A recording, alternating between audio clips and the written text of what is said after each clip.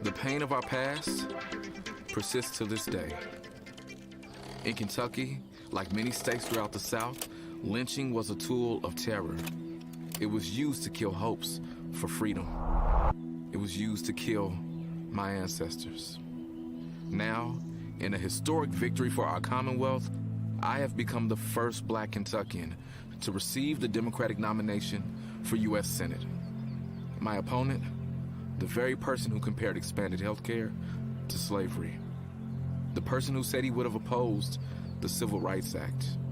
The person who single-handedly blocked an anti-lynching act from being federal law. The choice couldn't be clearer. Do we move forward together, or do we let politicians like Rand Paul forever hold us back and drive us apart? In November, we will choose healing. We will choose Kentucky.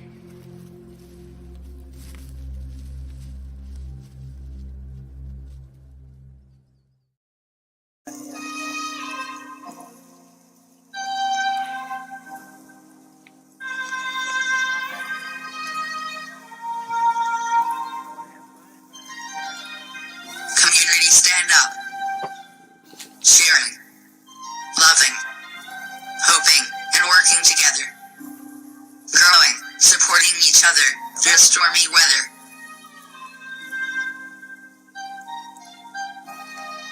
Making leaps and bounds through advocacy. Spreading joy and awareness for all to see. There's no community without you and me.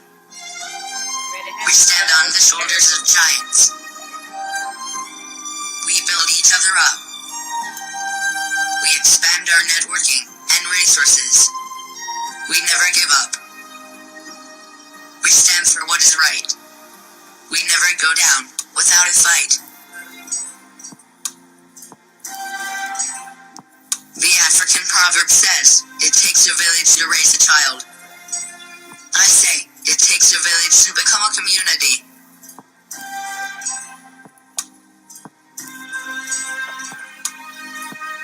So community, please stand up. We are waiting.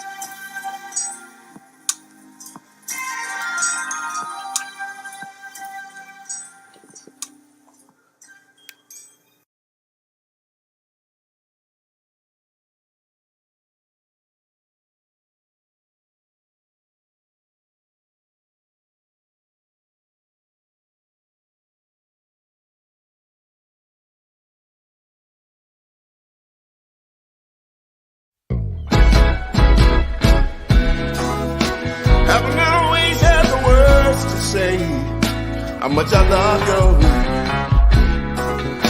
but you chose to love me anyway, in spite of all my faults.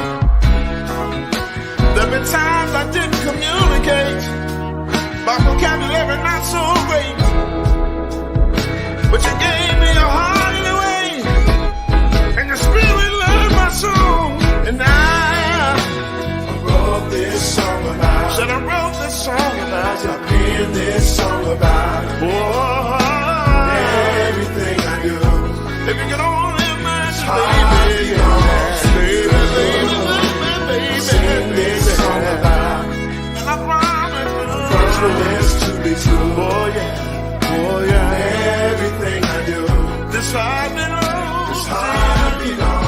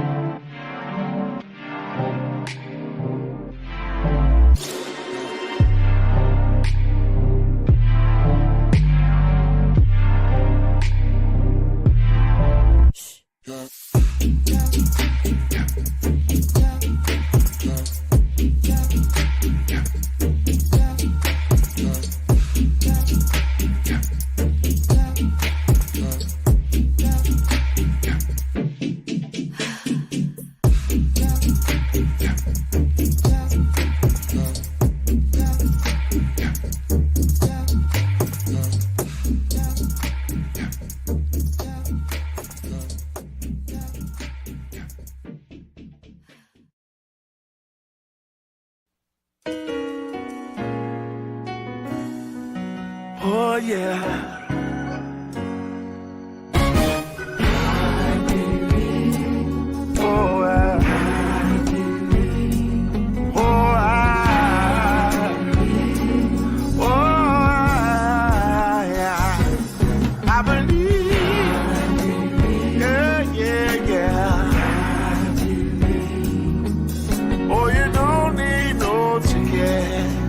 Just get on board. Hear me now.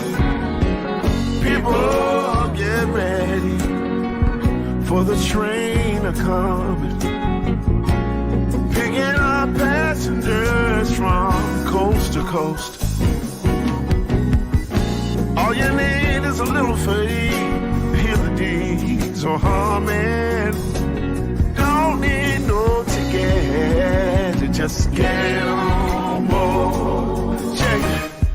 People, get ready for the train to Jordan.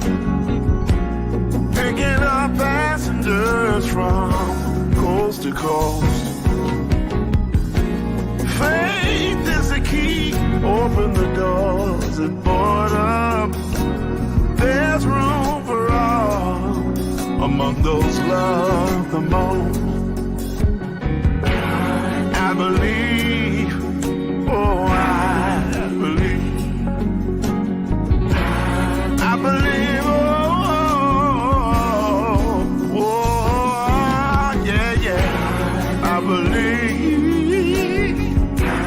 I believe. Oh, you don't need no ticket to just get on board. Hear me now. There ain't no room for the hopeless sinner who would hurt all mankind just to save his own, save his own. A pity on those chances grow slimmer, for there's no hiding place against the kingdom's throne. So people,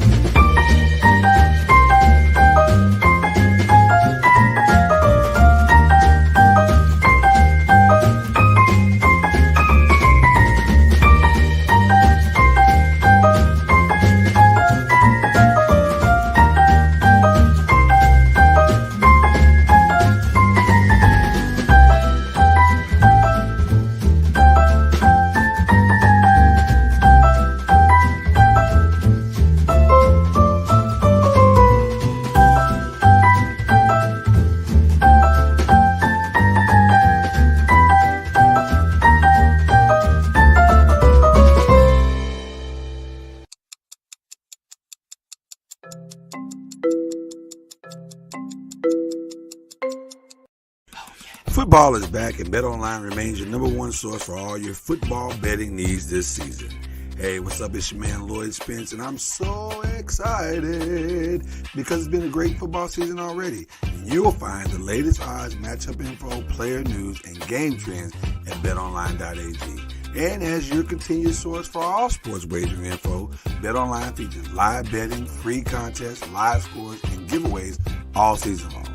Always the fastest and easiest way to bet all your favorite sports and events like Major League Baseball, MMA, tennis, boxing, and even golf. Head to betonline.ag to join and receive your 100% welcome bonus with your first deposit. Make sure to use your promo code BELIEVE, B-L-E-A-V, to receive your rewards. Why? Because it's BetOnline, and that's where the game starts. And tell them the Noisemaker sent you.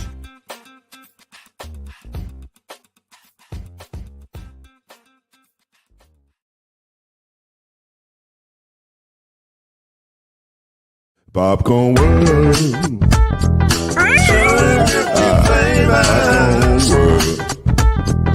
Popcorn World. Yeah.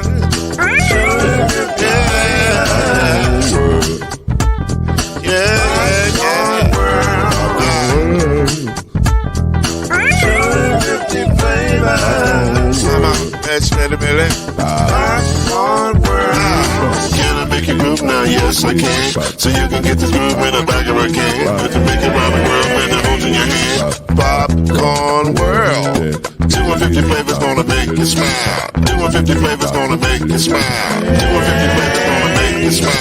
I said popcorn make you smile. Ah. Popcorn World. Popcorn World. Popcorn World. It's a popcorn world. It's a popcorn world.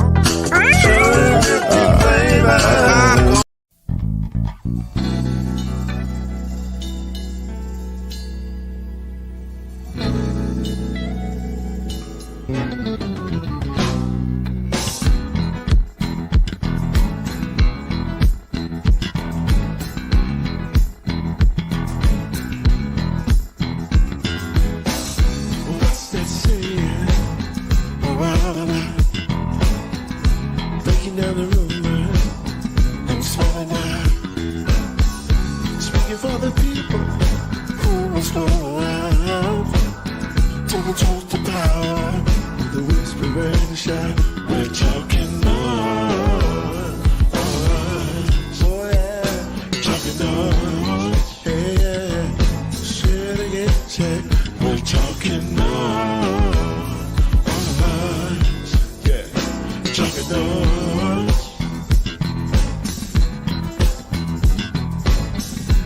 Really don't have to fool around. Never noise keeps us lined up. When truth divine, the sound that you hear is a sign of success. We're talking noise. Oh yeah, talking noise. Yeah, picking up all the same. We're talking noise. Yeah, yeah. Talking noise. Say it again. We're talking noise. Welcome to Talkin Noise, the daily podcast that brings you up to speed and keeps you informed about real issues affecting real people. With your host, Mr. Talkin Noise himself, Lloyd Spence. His beautiful wife, Mrs. Noise, Kenyatta Spence. The ever-informed Brother Noise, Alan Brown. And yours cordially, Uncle Noise, Shake Anderson. Come on in and join us as we reveal and opine today's most pressing issues. Real truth while having real fun.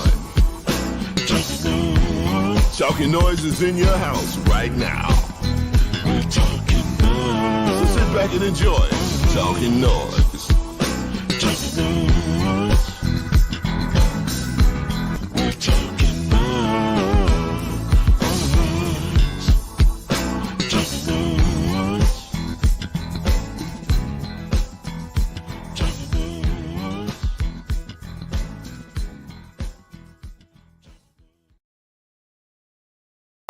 Two, one, ready, come on.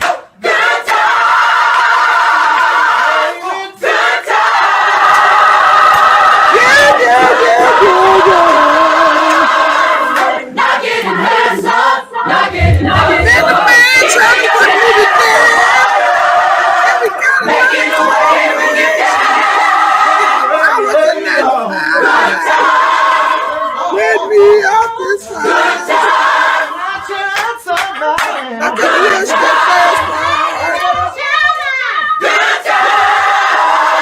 Ain't we lucky we got 'em?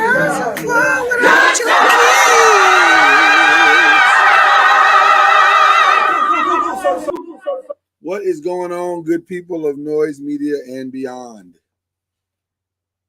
What up, though? Mama Noise, the man be trying to work you, man.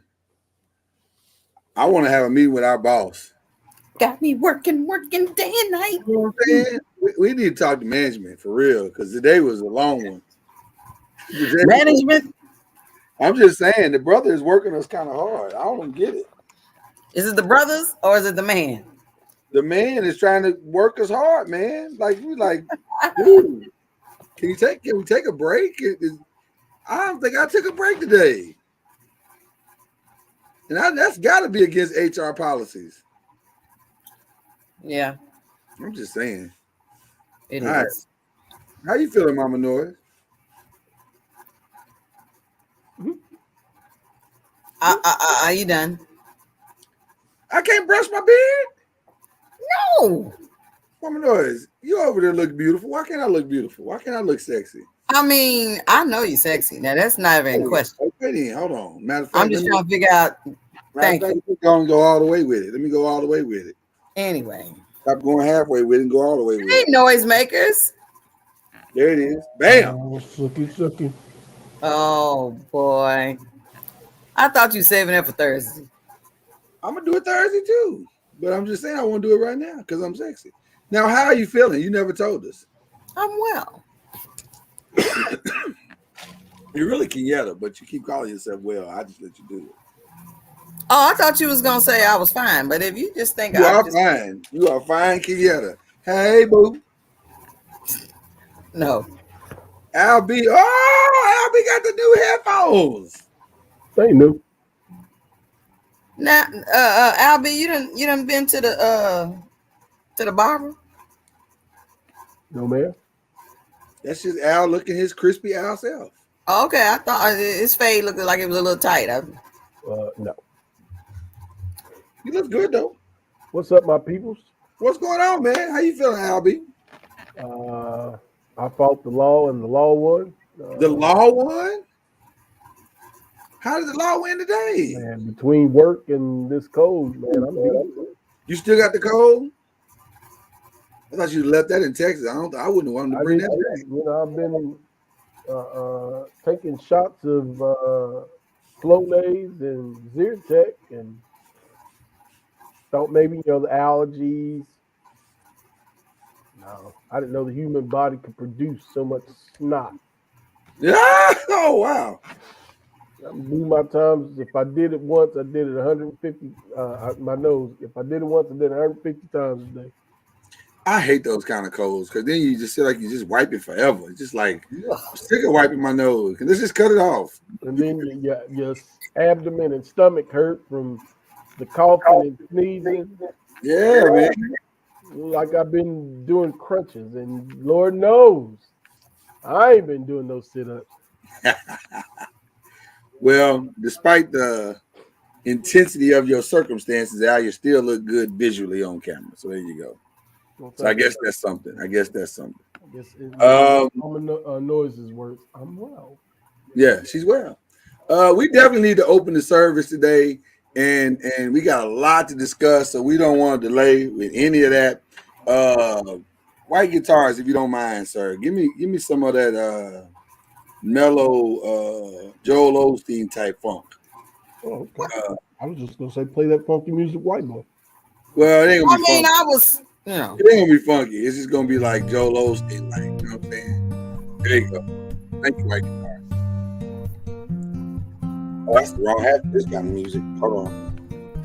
oh my gosh, what is happening? You can't wear that kind of music that kind of hat when you're doing this kind of music. What a wardrobe change? Yeah. Hello, friends. Oh my god. We're so glad to see you today. Been a long ass day. Can you say long ass in church? Oh my gosh, what is happening? It's been a long ass day. And we're so glad to see each and every one of you noisemakers out there now that we're about to have this wonderful service and give out all this great information.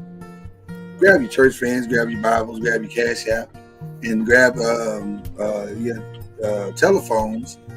Is it telephones or is it cell phones? Probably cell phones. Probably had a telephone in years. Nevertheless, we're gonna have a good show tonight, have some fun, and talk some noise. So here we go. Get it, white guitarist. White guitarist. Do it for your baby mama. Your baby mama. Yes, she is. Yes, she is. Look like she done got a BBL. Cause her legs don't match. Ooh. White guitarist. Don't be offended. White guitarist. Okay. Her legs didn't match though. You see how thick her thighs were, but then when her knees were real tiny. I feel like if you're gonna get a BBL, you need to like get a structural engineer to help you. I don't know that she's had one. You don't think so?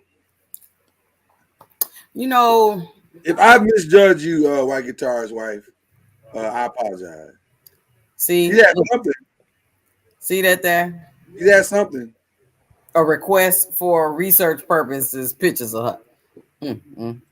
I'm just saying she's had something. Something is going on. There's a lot. Now, if she's had liposuction and a tummy tuck, I don't think that's what this is. And breast augmentation, I can see that. But see, like for instance, me, I was born with thick thighs, and I've had thick thighs my whole life. Didn't matter when I was down to 135 in high school, still had thick thighs. That might be all her. I don't know, but I'm just saying it looked like something was going on. Maybe it's the outfit. Oh yeah, because it's skin tight. You know. Yeah, maybe it's the outfit. All right. Albie, no comments on that one. You just gonna let the woman rest in her all her splendor. You know, I tend not to gaze upon other people's wives. Or is that just his baby mama? That is his baby. No, that's his wife. Yeah, I see. I'm not saying she's ugly. I'm just saying she's. We have a picture of his wife that you put up when he sings. He sent the picture so you would get familiar with it. And by the way, have you reached out to her yet or no? I have not. Jay wanted to know, do we have to discuss your thighs, Mama knows? She got that with an answer. When he nice thighs. I ain't gonna hold you. When he be talking about what he got to do, I don't even want to start with that. That is very true. I guess I'm gonna go in and put this, on some sheets or whatever. And you be like, nasty. I don't even know why y'all rattling that cage. The evil monster's gonna wake up and poof, be there. Poof. Oh my goodness. We got a lot to discuss today, so let's jump right into it. We got some church announcements that we need to give out to the people. Aside from the fact that we started the show telling you to get your copy of Justice Killebrew's What's Jay Say and watch Ada Twist Scientist. Watch that. And also we started the show saying watch Remember Me, the Mahalia Jackson story. We do have some other church announcements, like the 5 is tomorrow night. And we got a lot to discuss with that. Believe in the ACC is on Thursday morning, and we got a lot to discuss with that. And Friday, where's the Black Friday thing? I knew one of these was missing. It's the Black Friday poster. They loading it up. There it is, Black Friday. Black Friday is we're looking forward to that. But two things we wanted to talk about. We have decided here at Noise Media and Entertainment amongst the peoples, amongst all of us, the peoples, to have a special Thursday this Thursday. So tell all your friends, tell all your everybody you know. Mama Noiz's production is going haywire right now. So while she's getting her production right, we're gonna make a very, very special announcement about what's going down this Thursday. Here it is. Haven't always had the words to say how much I love you, but you chose to love me anyway, in spite of all my faults. There've been times I didn't communicate, my vocabulary not so great, but you gave me your heart anyway, and your spirit loved my soul, and This song about said I wrote this song about you. I've been this song about Oh, everything I do. if you can only imagine, baby, Sing this song about and I promise for this to be true. oh yeah, Everything I do. this heart belongs, This heart belongs to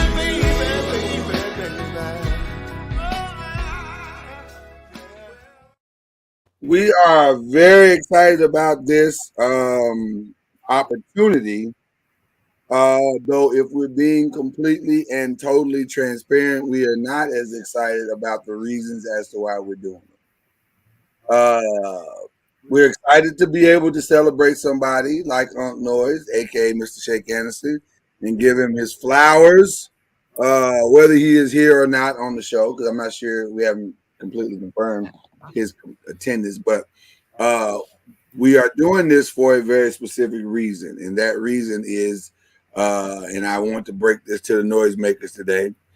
It's those who are watching in real time and also watching in the rewatch. We were notified over the weekend that Unc is still having to battle a form of cancer. And they have discovered another cancer in his body. It is at a stage 4, and he needs to have another operation. And so, if you've ever dealt with cancer, or you know somebody that's dealt with cancer, or somebody in your family has dealt with cancer, you know that the treatments for it are very, very, very expensive, to say the least. And so they have started, or a GoFundMe page has started for specifically, and he and his family. And so we're trying to do what we can here at Noise Media to support that GoFundMe, to drive people over there to make a donation to the GoFundMe page and help the family out. As a matter of fact, I was going to find out where it's at. Okay. Oh, wow. Okay, so the GoFundMe is we'll have to put the information up later on in the show or whatever. But the bottom line is, these type of things or type of situations, people need, help and assistance, and medical bills start to pile up and everything and all that. So we want to help where we can. But in talking with Unc today and in talking with his lovely bride, we don't want this to be a sad affair, because Unc is fighting, y'all. He's y'all know Unc. Y'all know Unc. Unc is fighting. So he ain't walking. He's not giving up and throwing in the towel. And he like Eddie Murphy in life. I ain't giving up no mother. Hope that's real. He said that's real. So he's fighting a good fight. And so we want to celebrate him on Thursday. And we're going to try to have a special show dedicated to Unc on this show, as well as the music that he's provided for us. And we may have some special guests pull up. May not. I don't know how we're going to do that part yet, but we're putting the show together right now for Thursday. But we're gonna have fun Thursday. That's the bottom line. We're gonna have fun, and hopefully we'll be able to in addition to everything else. But we'll just have to see how that goes. But at any rate, that's what we're doing on this Thursday, celebrating Unc and giving him his flowers while we can. Amen, amen, amen. Mama Noise, Al, your thoughts on that? You muted, sir. You muted. Yeah. In light of that, just my plea is that everyone would take an opportunity to do the best they can to support Unc, Shake, Karen, Bubby, his other kids. Just encourage them. If you can't support financially, just prayerfully, whatever you can do. Whatever you can do. To encourage and send strength Unc's way, because he's gonna need it. He's gonna need it. Mama Noise, you okay? Yes. Okay. Did you want to say something there? Yes. It's like I always say, people fail to realize that your $25, your $10, your $50 makes a difference. And don't listen to the negative thoughts that you may have that say, my little this or that is not going to help anything. It absolutely helps. So don't let the negative thoughts deter you from giving. Also, if you can't, it's sort of like, wow, refer to what I said on our wedding invitations. If you can't bless us with your presence, then pray. That is just as much that is a present in itself.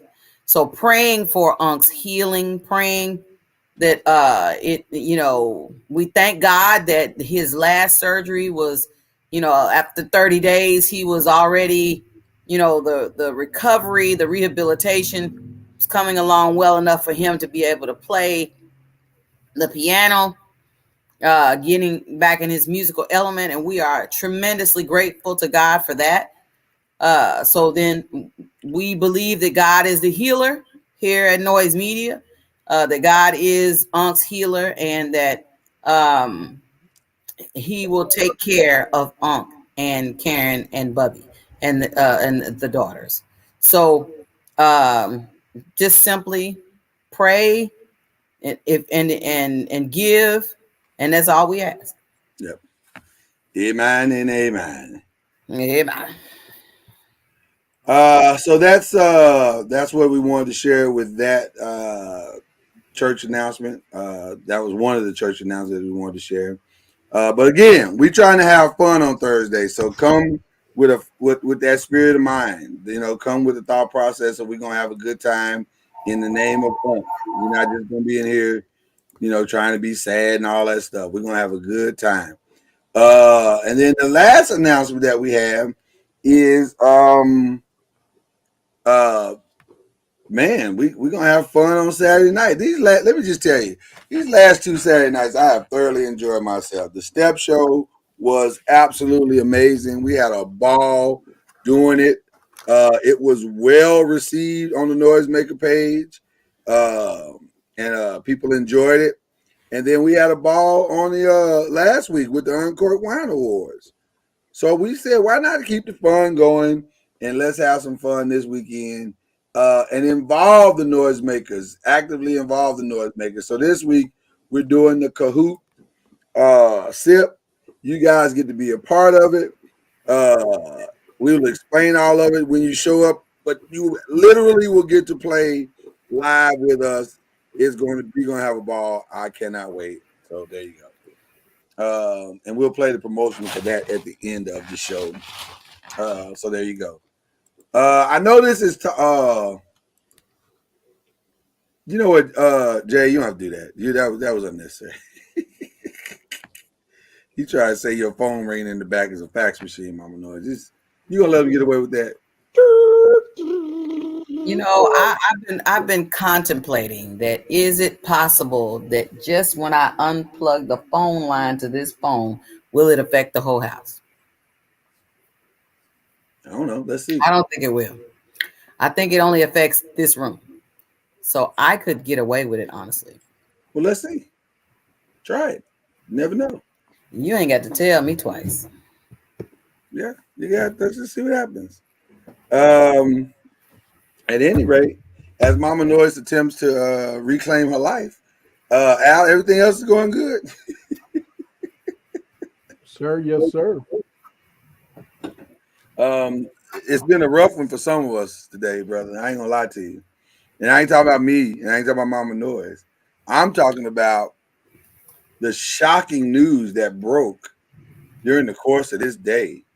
And I mean, it was shocking. Well, I'm gonna tell you, Albie, you missed it, brother.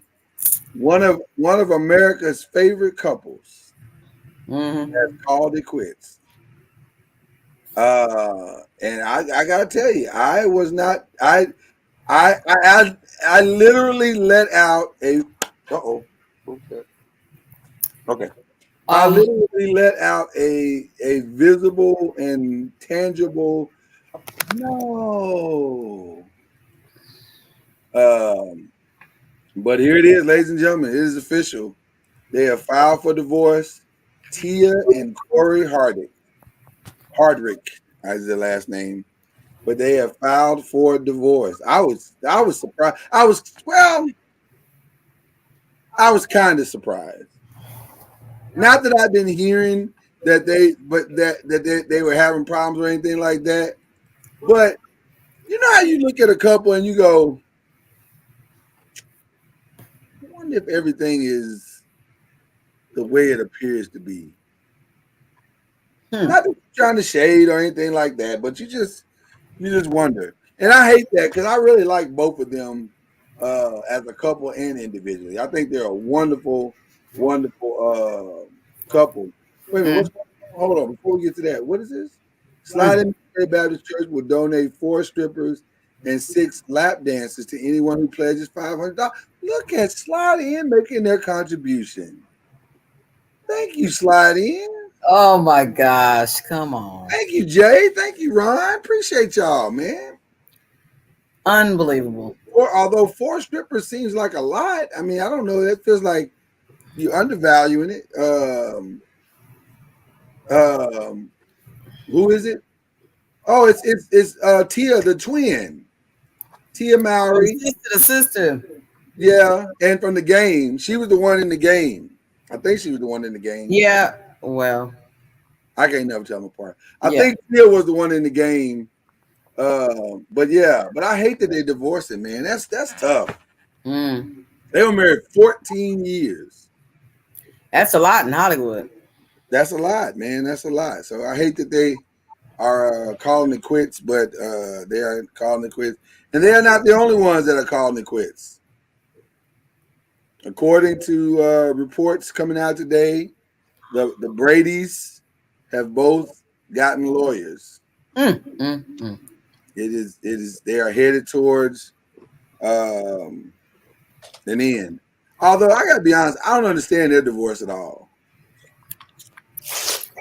She like, look, you said you was coming home to be with me and these kids, and I have handled it throughout the whole time you've been playing since we've been married, and now you what is it? You retire, and now you want to stay home for a little bit, and now you want to talk about, you know what? I think I may have been too premature. I probably should go ahead and start playing again. And she like, Dad, I'm out. Cuz just entered the building, ladies and gentlemen. Cuz Noise is in the building. I'll just say this, and then I'll step aside and let Al and Cuz talk about it. But I think the thing that throws me off is I can almost not get on board, but I can also kind of understand if his career wasn't great and he was trying to hold on, or there was money that he was trying to earn, or he was trying to win that one Super Bowl he never got. He was chasing after a dream or whatever. I can kind of understand that. Maybe. I mean, it's not ideal because you're giving up a marriage for that, but I can kind of understand it. But in his situation, I don't understand it at all. Like, I don't understand why you would throw your whole marriage away to play one more year. That seems weird to me, but I don't know. But maybe they got bigger problems than just that one issue. So I don't know. Cuz, Al, what y'all think about all that? All these divorces that we watching in real time. You know, whenever one says not to throw shade, that means one's throwing shade. Mama knows he's talking about you. I hadn't even said it today, so he is not talking to me. I think he is. I think you the one that said it. I didn't throw no shade. You did say not to throw shade.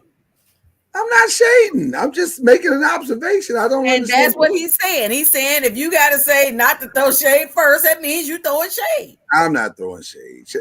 In that case, Jay don't know what the hell he's talking about. Oh, okay.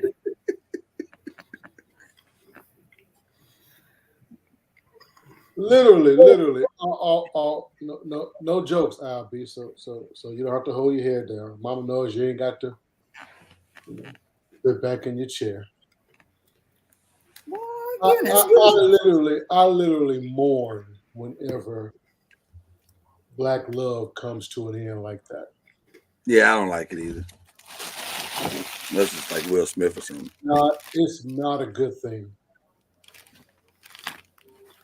Because you give us with a lot less financial resources and counseling and support systems that we know they have. You give us that don't have that a lot less hope. They have what, 2 beautiful kids? 3? 2? 2 that I know of. Maybe 3, but it's 2. 2. Yeah. You know, this might sound stalkish and a little cuckoo for cuckoo puffs, but my wife would really have to leave in the middle of the night to get away from me with my kids because I would fight to the very end. We're not going to divide up this family. Whatever issue we got, we need to work that shit out, man. These babies need both their parents. What if it was on the other side of their growth? Would you fight then? Like if they were 18, 19, 20, would you be like, well, I'm out? Well, that happens a lot. That happens a lot. I didn't mean for that to be funny, but I was just asking. People stay around until the kids graduate, and then they out there. Right. Oh my gosh. In my opinion, what you have to do at that point, this is an opinion. You have to go to the next stage of life.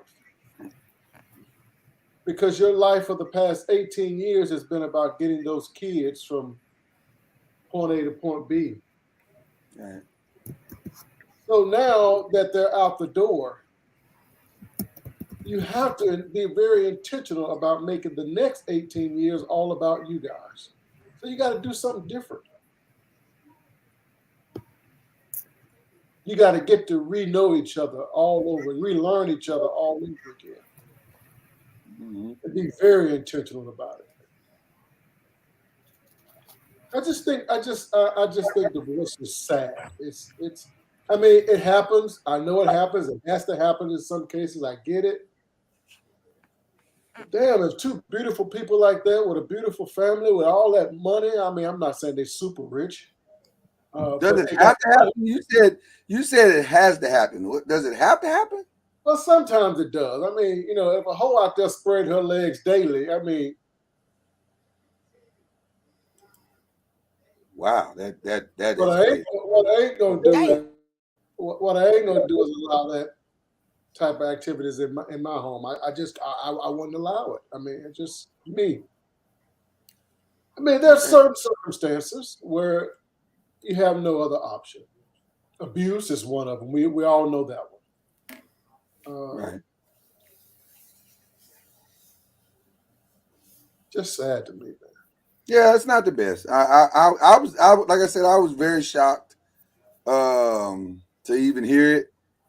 I was like, because there was, to my knowledge, there were no rumblings of them having problems or, so this just kind of came out of seemingly, even though we know that's not true, but it seemingly came out of nowhere. Like we just got That, it out. There it is.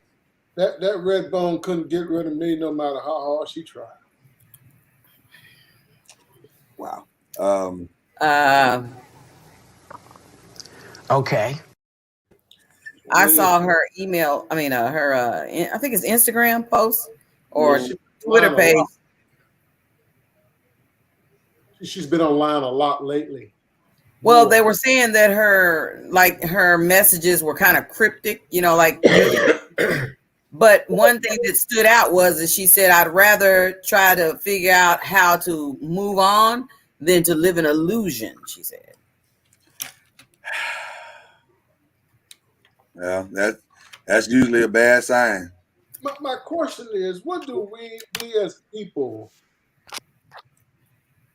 I understand that live illusion. If somebody's living a double life, but they in your home every night talking about, baby, I love you, that's a bunch of bullshit. I get that. Mm. But what do we as people really think marriage is? Because some people say I'm living an illusion because it's difficult. I got to work at it.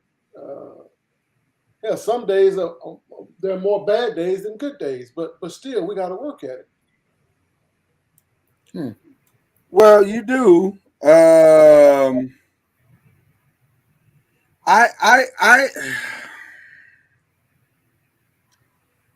don't think we know the sacrifice and understand the sacrifice and the challenges and the unexpectedness that takes place in marriage. I don't think we really truly have grasped it. Mm-hmm. And because we haven't, nor do we always truly understand the person that we're marrying. I mean, we don't. You're trying to marry the person that you're in love with and pray and hope that person loves you and honors you and wants to be there with you and for you and to build something. Mm-hmm. But until it's tried in the fire, you don't know. That's facts. Listen, you know how easy it is to change the clasp of a gold chain from 14 GE to 14 gold plated? All it takes is a clasp. You don't know whether or not that thing is 14 KT or not until you burn it. Okay. It has to be tried in fire. But until then, you don't know what's real and what's not. You don't know. You just don't know. That's good. And so, they were doing it for 14 years, and I guess, listen, for whatever reason, they thought it wasn't real anymore. And so, well, and you also learn over time. I mean, 14 years, I guess, after, we are 23 plus, but I mean,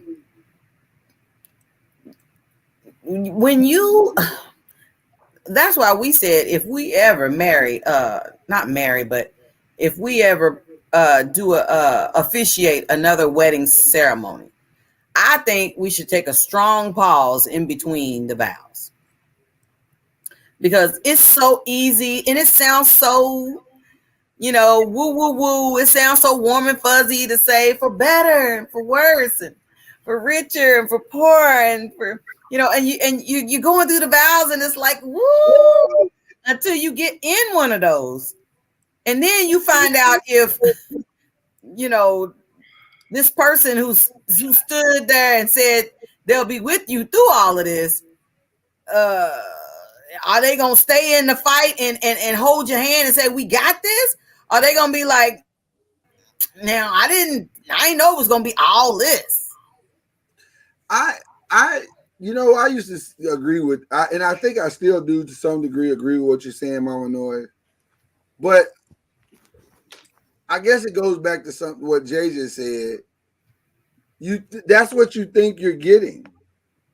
I don't know if there's anybody that gets married thinking they're going to get divorced at some point.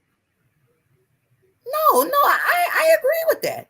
But hear what I'm saying. If you get in the marriage and you don't anticipate that the person that you're marrying can quote unquote fall out of love with you, or that you're not enough for them anymore, or that you don't meet all their needs anymore, or that they're unreasonable in working out the issues of the marriage, or that whatever however you land into the place that leads you down the road to divorce. You don't. So my point is, you can examine all the vows you want, but the vows don't. The vows only give you the baseline understanding of what you should set as the foundation of your marriage. But I don't know if there's a big gulf between the vows and the reality. I think, sickness and health sounds very romantic and beautiful until somebody gets sick. Well, in the chat they said, what happens if you get all worst? Right. Better for worse, and it's all you get worse. It all sounds better for worse, sounds beautiful in the flow of poetry until you get the worst. And then the worst is like, damn, I didn't expect this. Oh, because right now you just reeling in it's gonna be all better, not worse. So I don't know. What helps you to come to the realization that you have the worst? Who told you that? What's making you believe that you have the worst? It's kind of like, I think we've said on this show here a few times. I didn't really realize how poor I was until I became older. Right. Until somebody really tells you that you're poor, it's kind of hard to identify yourself as poor if everybody else was of the same economical status. Right. So who's telling you that your marriage is? Who's telling you that your marriage is effed up? I clean that up just for you, Mama Knows. Thank you. I think you don't realize it until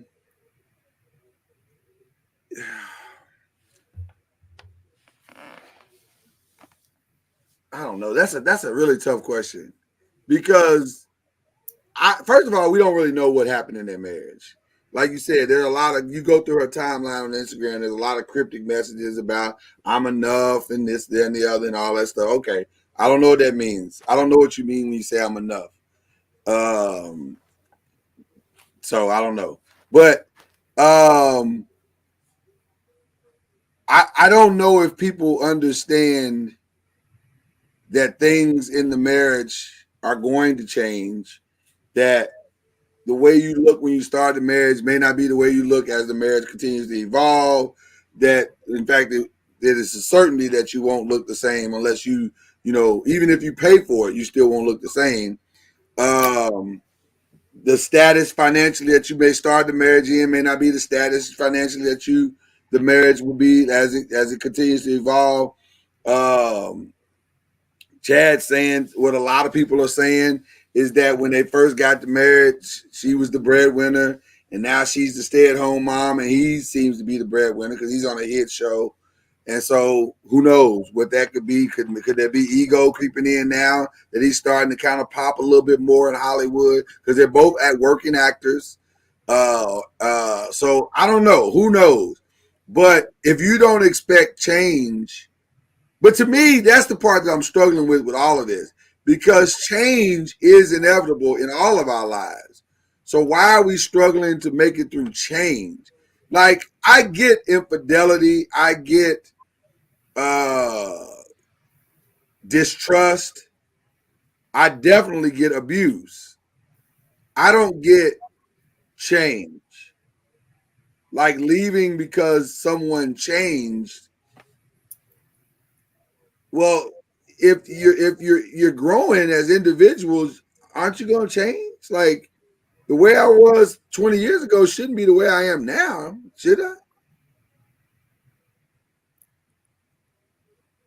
So I don't know. That's the part that I'm trying to understand. And by the way, another part to this story is that a prenup was in place. Well, okay, but I don't know if that's good either. But that's a whole nother conversation. I mean, it was, it was in place from the beginning. So they done already had their attorneys. They both got attorneys, and it's going to be equal physical, equal, taking care of the kids. But they wanted to make sure that everybody knew that there was a prenup in place in advance.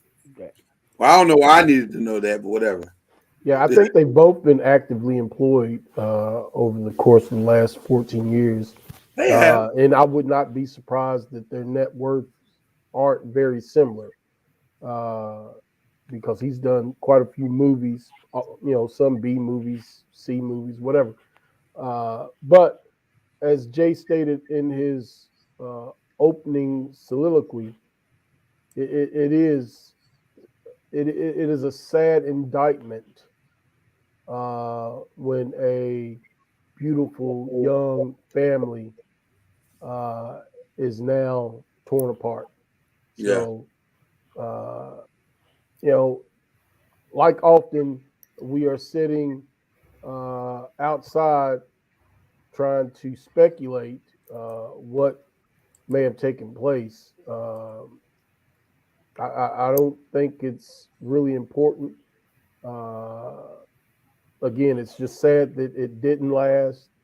And hopefully the hurt that the children have to deal with is not able to be overcome. It doesn't affect them. Yeah, because they have young children. Yeah, they do. They do. It reminds me so much of Lisa and myself. Their kids were about the ages of Jeremiah and McKenna when we divorced after 11 years. So Jeremiah was 8-ish, somewhere in there. Mm-hmm. And McKenna was 3, 4. Al, I don't know if you've ever, I don't want you to talk about the reason. I just wanted to hear, if you don't mind sharing, talk about how difficult it is to arrive at the decision. Because I don't know if people understand just really how difficult it is to get to that place. Because that's not an easy decision.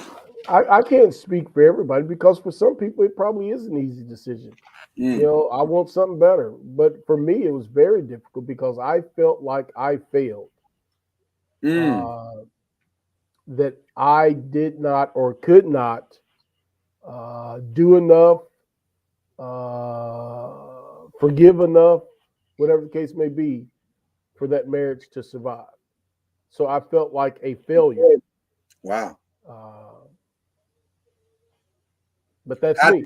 How did you get past it, or did you get past it? I got past it because I looked deeper within myself and said, you don't have to endure certain things.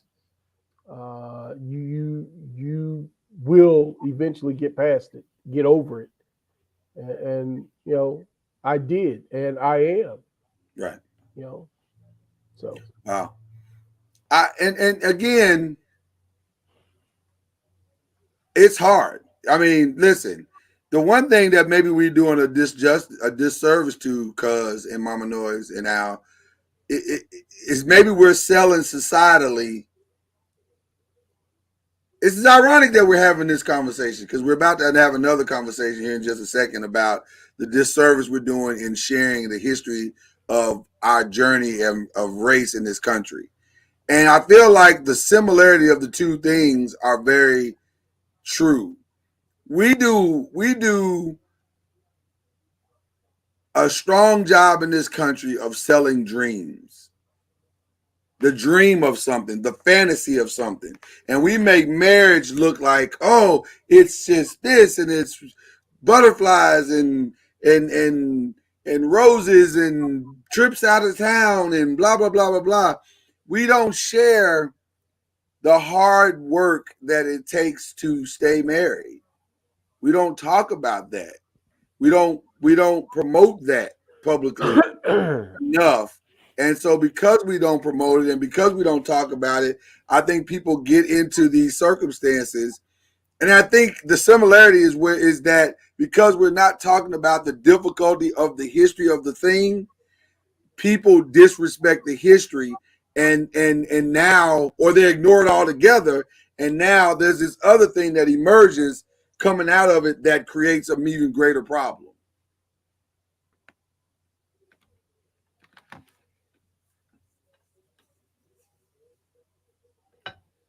I didn't mean to stun the group. You muted my noise. Oh, I'm sorry. We need to have, I agree. We need to have the discussion like we're having it now. You know, I think we do a disservice to those behind us to not keep it a buck. I mean, I share, you know, along with my husband, share the, you know, how wonderful our wedding was and so forth. But we also go into our challenges.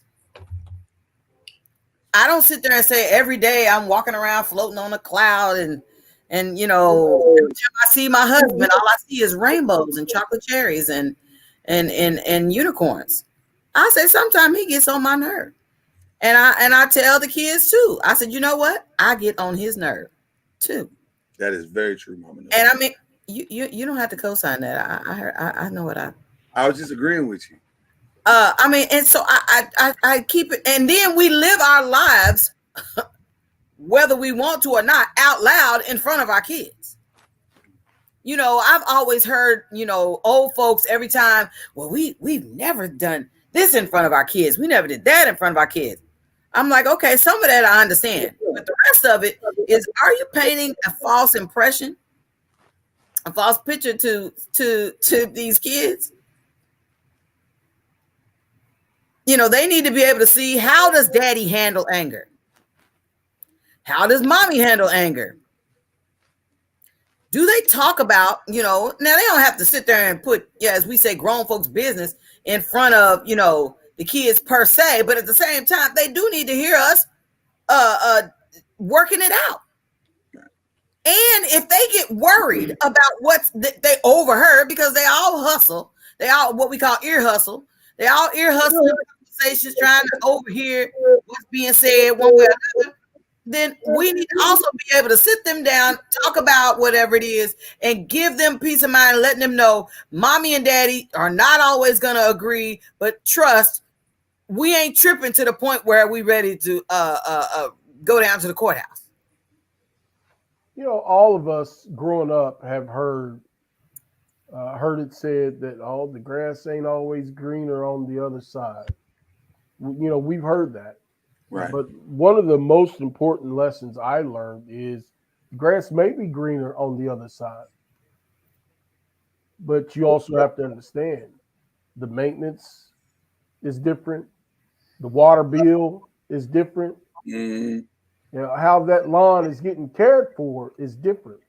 So be careful, design what's on the other side, because are you willing to put in the work? Are you willing to fertilize and aerate and trim and mow and groom? You know, so that's one of the most important lessons I learned. Cuz, how often do you get asked about your perfect life? I don't know, but I'll tell you one thing. When IB was talking about that grass, shit, my nature rose. I didn't need that. I didn't need that at all. I don't think that's one. Well, you know, you know the relationship he has with his lawn. Yeah, I saw him rise up. And oh my God! I didn't need it though. I didn't need it. No, absolutely not. That all sounded good to me, IB. I tell you. No, thanks. You got to be willing to do the work. That's the bottom line. Mhm. And it's work. That's the thing. It's work.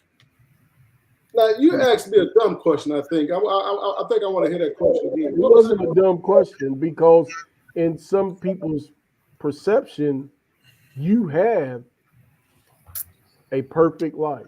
Thank you thank you for understanding the nuance, Al and Mama Noise. Sometimes it's lost on cuz. Mhm. Okay. True. Okay. Perfect. I know, right? Okay. So how often do you get asked about your perfect life? Never. Lies. No one ever asks you, Jay, it just seems like you got it all together and you taking your baby on vacations and your wife and blah blah blah blah blah blah. How do y'all do it? How do y'all do it? Mm. Always You're have. married all the time. You still like her? Y'all just up and one week you go on a trip with your daughter, the next week you go on a trip with your wife. It's beautiful. You're like, where they do that at? You know, that's an interesting conversation. That's a part of the reason why I don't post as much as I used to on Facebook about our comings and goings, because people can get a wrong impression that your life is perfect. I know I'm blessed. I know God's been good to me. But to say that anything's perfect on this side, Come on, preacher. no, it's not perfect.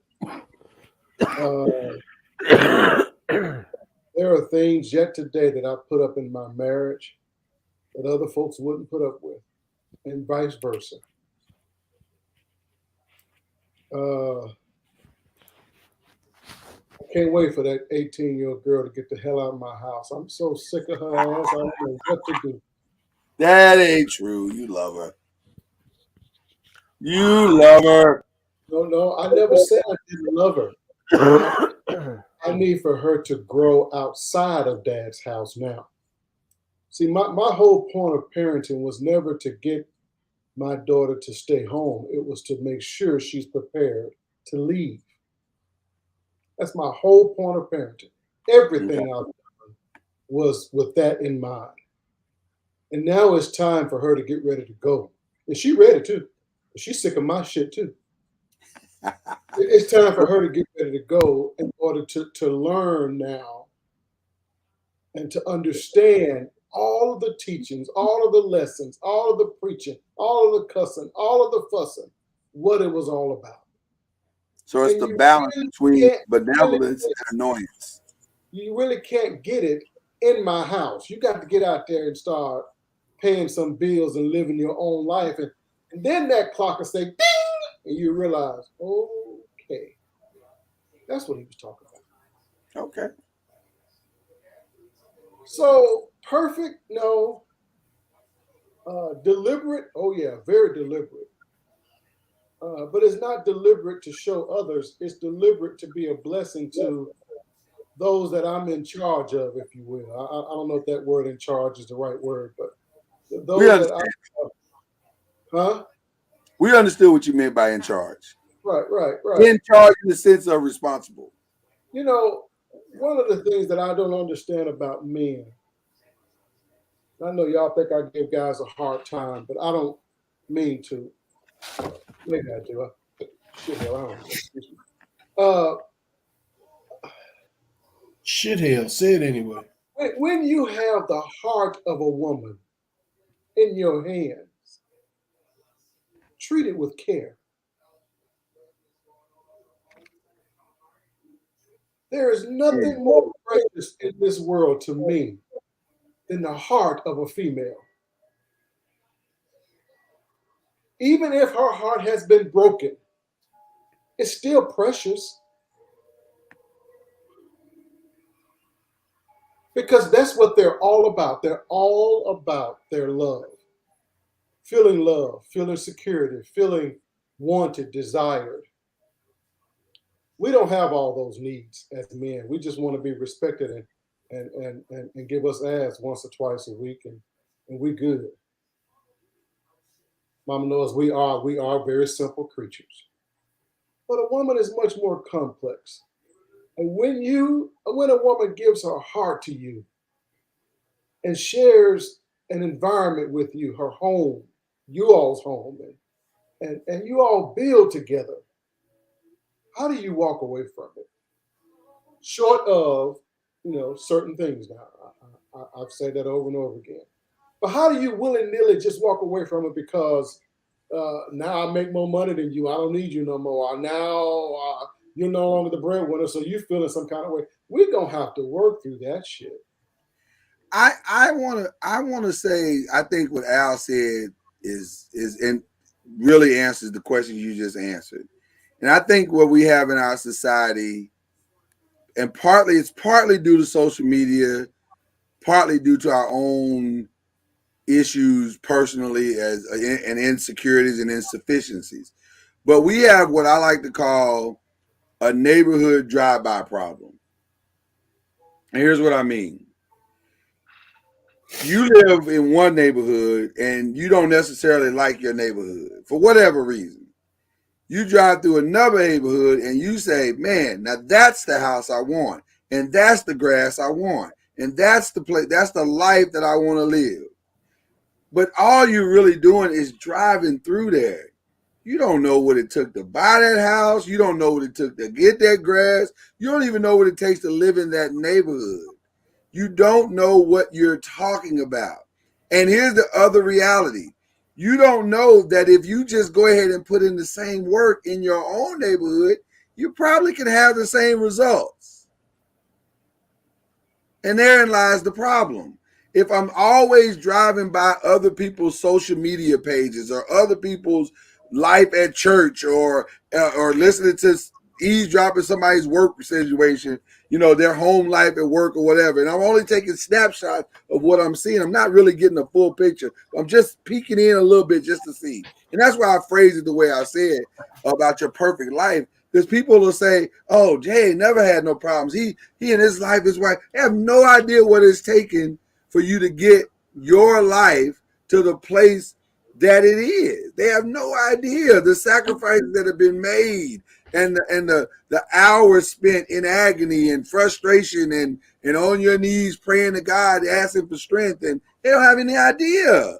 How many nights Opal stood over him with a 6-inch blade and a pillow? Right. No idea. No idea. Savage! I'm a savage! Oh! You know what I'm saying? They had no idea. So they just don't know. And it's kind of funny. That's a very true statement. Let me say this part here. Jump on in there. My wife and I met in the ARNY. We were two broke E4s. Two specialists was our rank. Our pay grade was E4. And I think I told you I bounced the first check, the first date to Applebee's. I bounced the check. Right. You never said if you paid it at all, though. You never said you went back and paid it, but I'm assuming you did. I don't know. Okay, whatever. But we always dreamed of a part of the reason why my wife and I are together is because we were dreamers for the future of what we could do together. And we started throwing out numbers. If we could just get to this number, we would be happy. If we could just get to this number, we'll be all right. If we could just get to this number, we'll be right there. Yeah. And we used to ride around Colorado Springs, Colorado, and look at how the better halves lived and dreamed of a day that we could live like that. And once we started making moves in order to get there, because you can't get there without moves, without sacrifices. You have to make a move to get to where you want. There's just no other way around it. No other way around it. So once we started making those moves, And shit got real hard. And I remember when my wife was in grad school, the coursework was so hard, so challenging, that she would cry at night because she wanted it so bad, but it was so hard. And here I am from Jackson, Mississippi. You know, I'm a product of Jackson Public Schools. I'm naturally slow. And here I am trying to help her get that which I can't even pronounce. But we were all in order to get what we wanted out of life financially. My point is, you don't know the struggle people went through to get to what you're seeing. You don't have a clue as to how hard that struggle was. Right. But let me tell you something. I no longer envy anybody's home because I know that that's a struggle. No matter how good it looks on the outside, no matter how many cars sitting in the driveway, it's a struggle. You have to work at it. And you got to answer Anthony Bruce's question. He says, why is it always possession that will make our lives better? Well, when you are young, that's what you believe. Remember now, my wife and I got married very young. Mm-hmm. And that's what we believed, that possessions, money would bring happiness. We had to live and learn that ain't the truth. But at least we were goal-oriented. We knew we wanted together. But you have to live and learn that part, Anthony Bruce. But that is true. Materialistic things don't bring happiness or joy, period. But even if you're talking about a good marriage and it's not possessions, it's still a lot of work. If whatever it is.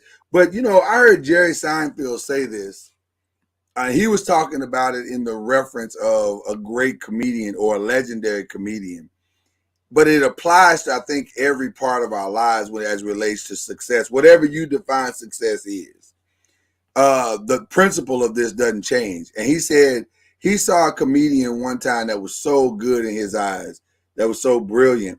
And he said, man, the first thought that popped in my mind was, man, I can't believe that dude. Mama Noise, what are you doing? Oh, I like the ambiance of the atmosphere with certain fragrances while we on the show. But we can see you doing this. What I'm saying, kind of distracted us. But okay. But anyway, the guy he said he saw a great comedian and he saw his brilliance, and he said, "Man, I can't believe that guy crawled that far to get to where he is on his belly." He said, "Because you know that's the only way he got there." And I thought that was a brilliant line because that's the truth. You know, we think people are overnight successes. And when you talk to them, you find out if they overnight successes, that's a long ass night. Because that ain't how it works. That's not how it works. It's just not. I read an article just the other day, maybe it was yesterday, that the girl we've been talking about, Chloe Bailey, her relationship with her parents is now very much strained. She was in an interview and she was talking about how the relationship is very much strained. They're not even talking right now. Now, I don't know that family. I don't know the conversation that they're not having. But if I had to guess, because she has a mother and a father, they are both living there together. There's from all reports, they're a happily married couple. If I had to guess, as a father, he has looked at his daughter's presentation over the last 2 years, and he's probably taken some issue with it. And that's probably where the frustration or the disconnect lies. Because no father wants to see his child basically, if I could say it this way, flying in the face of all that I've taught you. Now, I'm not saying that's what the conflict is because I don't know, but I would say most fathers don't teach their daughters and say, "Here's what you got to do to make it. You got to shake that ass. You got to shake it. You got to bounce it. You got to twerk that thing for these niggas. You got to twerk it now." Most fathers don't say that. You know, if I could give him any advice, even though we don't know that that's his situation, We don't know first per se, but it sounds reasonable. Right. If I could give him any advice, don't waste a second of your time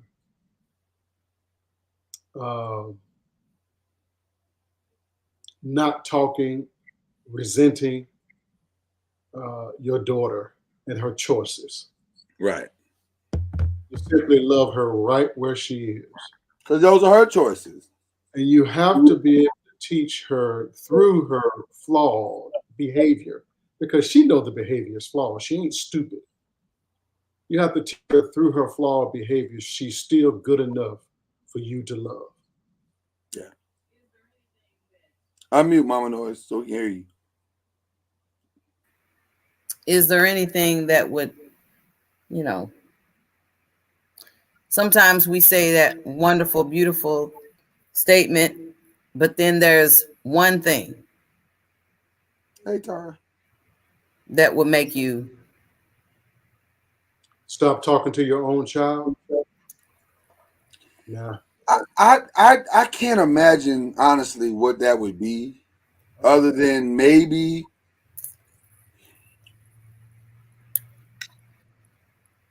a violent disrespect to you.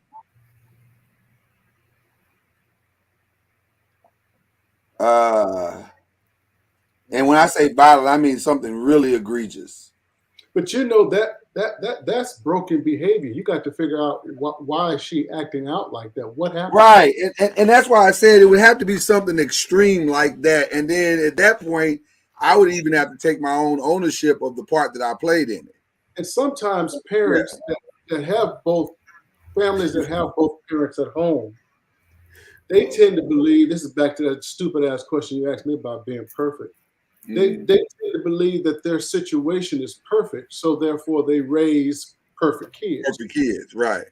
But the problem is your kid is acting out that way because she was hurt somewhere, some way, somehow. Right. And if you didn't acknowledge her hurt, then she's going to just act out even more, because now she believes that you were complicit. And the other part of that situation with Chloe, and by the way, this is not the show we playing, but this is good. This is some good shit. The other part of that situation with Chloe, she's 24.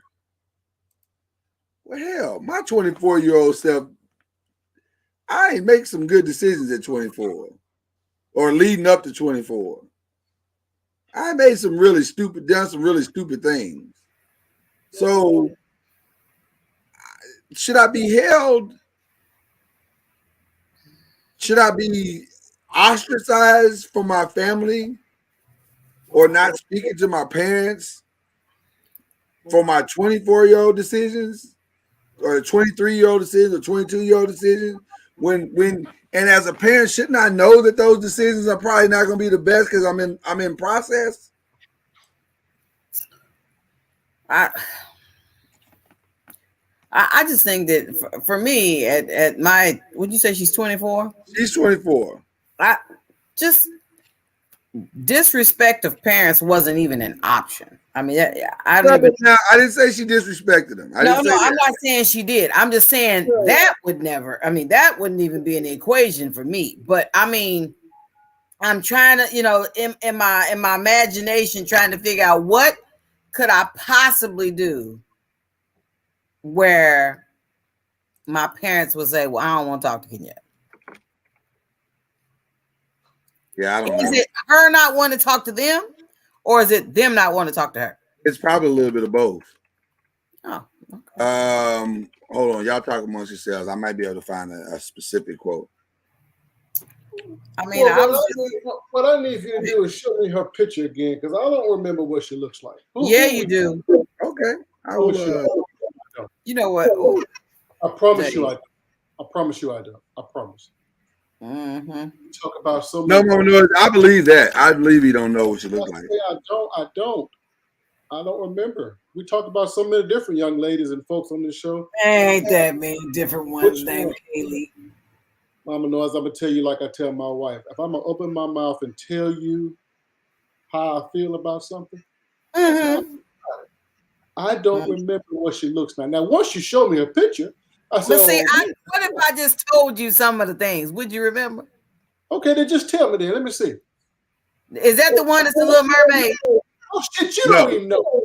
Yeah, you don't know either. It sounds like you don't know either. You don't Is know. it? No.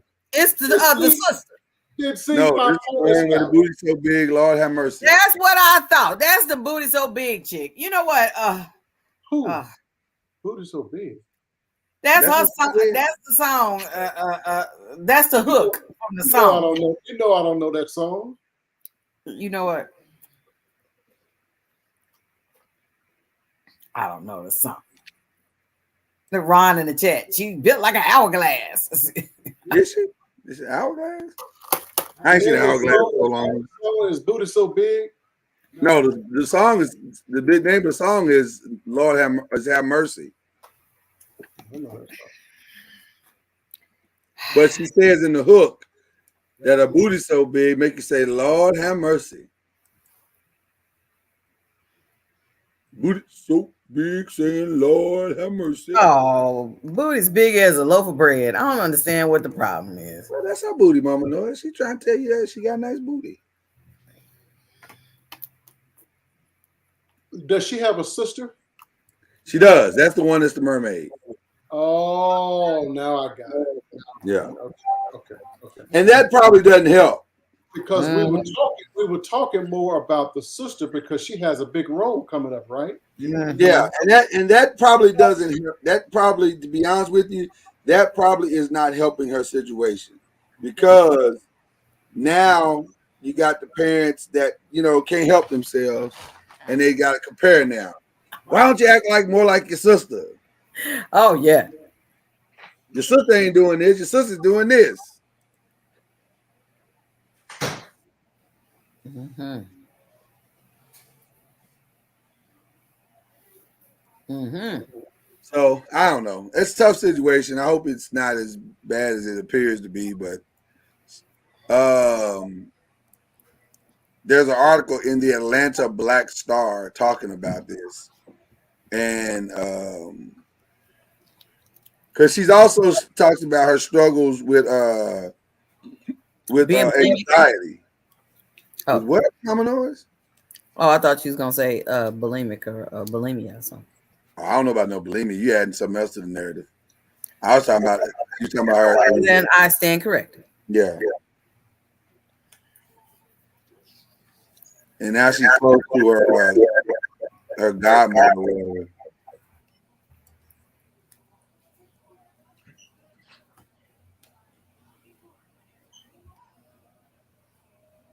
So anyway.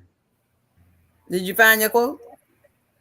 Well, I'm reading through it, and she's talking about how she it looks like she's fired her father. Her father was a manager, and she fired him, and it looks like she's hired Beyonce's stepbrother, Ricky Lawson, to be her manager.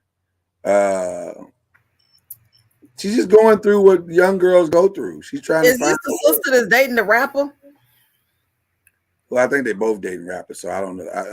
We already showed you the picture of the sister, Mama Noise. Why you? I know what you don't have to show me no more pictures. I just thought I couldn't remember which one of them was in a relationship with the rapper. That's all. I think they're both in relationships with rappers, so that's not going to help. I can't hear you out. I just pulled back up. I didn't see no picture. Oh, you didn't see the picture? I just pulled back up. What picture? What are we talking about? I'm sorry, Al. I apologize. Yeah, shucky ducky quack quack. Who that is? That's Chloe. Chloe Bailey. Yeah. The mermaid sister. Okay. Right. And see, that's the other thing too.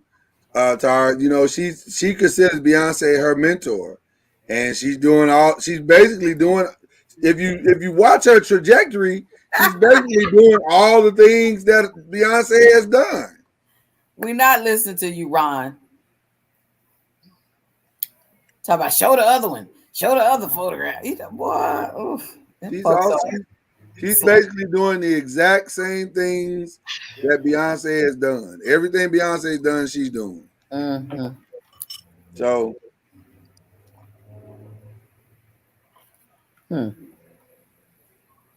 she's listening to her mentor, I guess. I don't know. Okay. Girl, you got to fire your daddy. Okay. Well, I don't know too many people who've had their parents as their managers where it's been 100% success. Would you call Brandy a success? Or no? Joe Jackson. Joe Jackson got them kids to the next level now. That's because he was beating they. Listen. We get to the side. He got them to the next level. What's the ball, daddy? Listen, LeVar Ball. And by the way, we all mocked him and said he was crazy and a fool. That's right. We owe him in the mouth. All three of them kids is in the NBA. Like he said. They called him Crazy Joe. Crazy LeVar. I'm just saying. He's crazy, though. He is crazy, though. Yeah, Coach Carter. That part. Yeah, he coached his own son. Managed, whatever. Yeah, no, that's true. Not the same. Okay. Nah, it's the same to me. I feel like it's the same. I was trying to show y'all the other one. Here's another picture. All right. Well, I guess we go on to the next to the story. Was that a mating call, Al B? Was that a mating call? Was you trying to? If you the only one that recognized it, then hell no, it wasn't. I don't know what they talking about now. We have a video that Ron, aka Mr. Uncorked Wine, sent us. That actually tied into the conversation we had. Yesterday. And so I will we'll show that because we talked about how the kids don't understand the connection between the past and the present, slavery and things of that nature or whatever. And then this video popped up yesterday to kind of highlight the exact thing that we were talking about. So let's sit and watch this for just a second here. Unmute it. See if you can hear the sound. Sound's gonna be a little faint because there's not a whole lot I can do. I haven't had a chance to boost it, but here we go.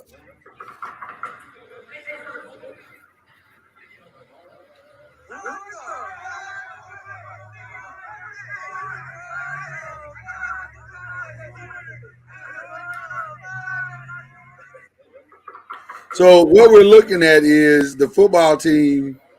This particular football team decided, you know what would be really funny if we auctioned off black people and bought them or did a mock auction. And the head coach was so disappointed and offended by their actions that he canceled the rest of the varsity football season after they did this to their black teammates. Now, the thing that makes you go, is how did they arrive at this place? I get you canceling it off. I understand that. But how did you arrive at this place? He said, I received a copy of a recording of the River Valley High School football members acting out a reprehensible act of a slave auction. The recording clearly demonstrates that this situation was orchestrated and organized, which underscores my concern that students spend time contemplating this terrible act without the slightest regard that this auction is hateful and hurtful. Now, let me ask this question. And I'm about to ask a very difficult question to everybody. Does canceling the season fix the problem? No. It does let you know the weight of the offense. But, well, okay, so let me ask this question. Do you think there is a path for growth for 14, 15, 16, 17-year-old kids to do better?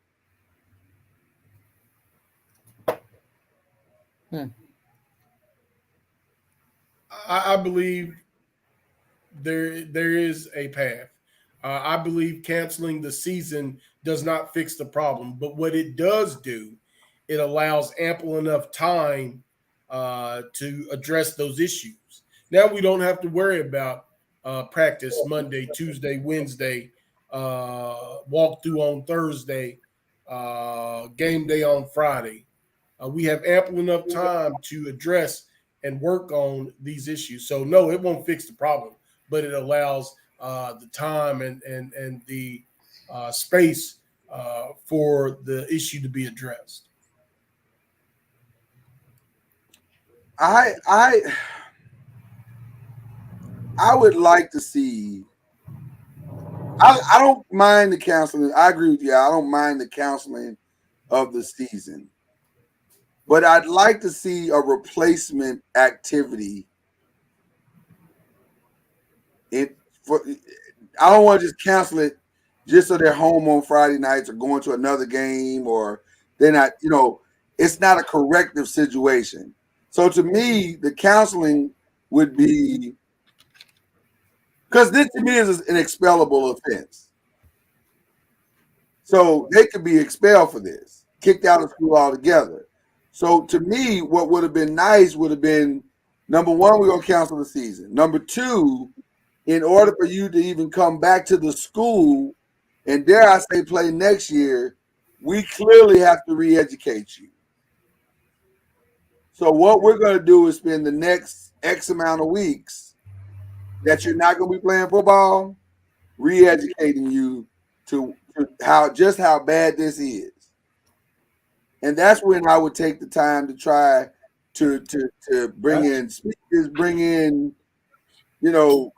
just do stuff to try to help them understand just truly how bad this is. That's bullshit. That's bullshit. Why is that? Why is it?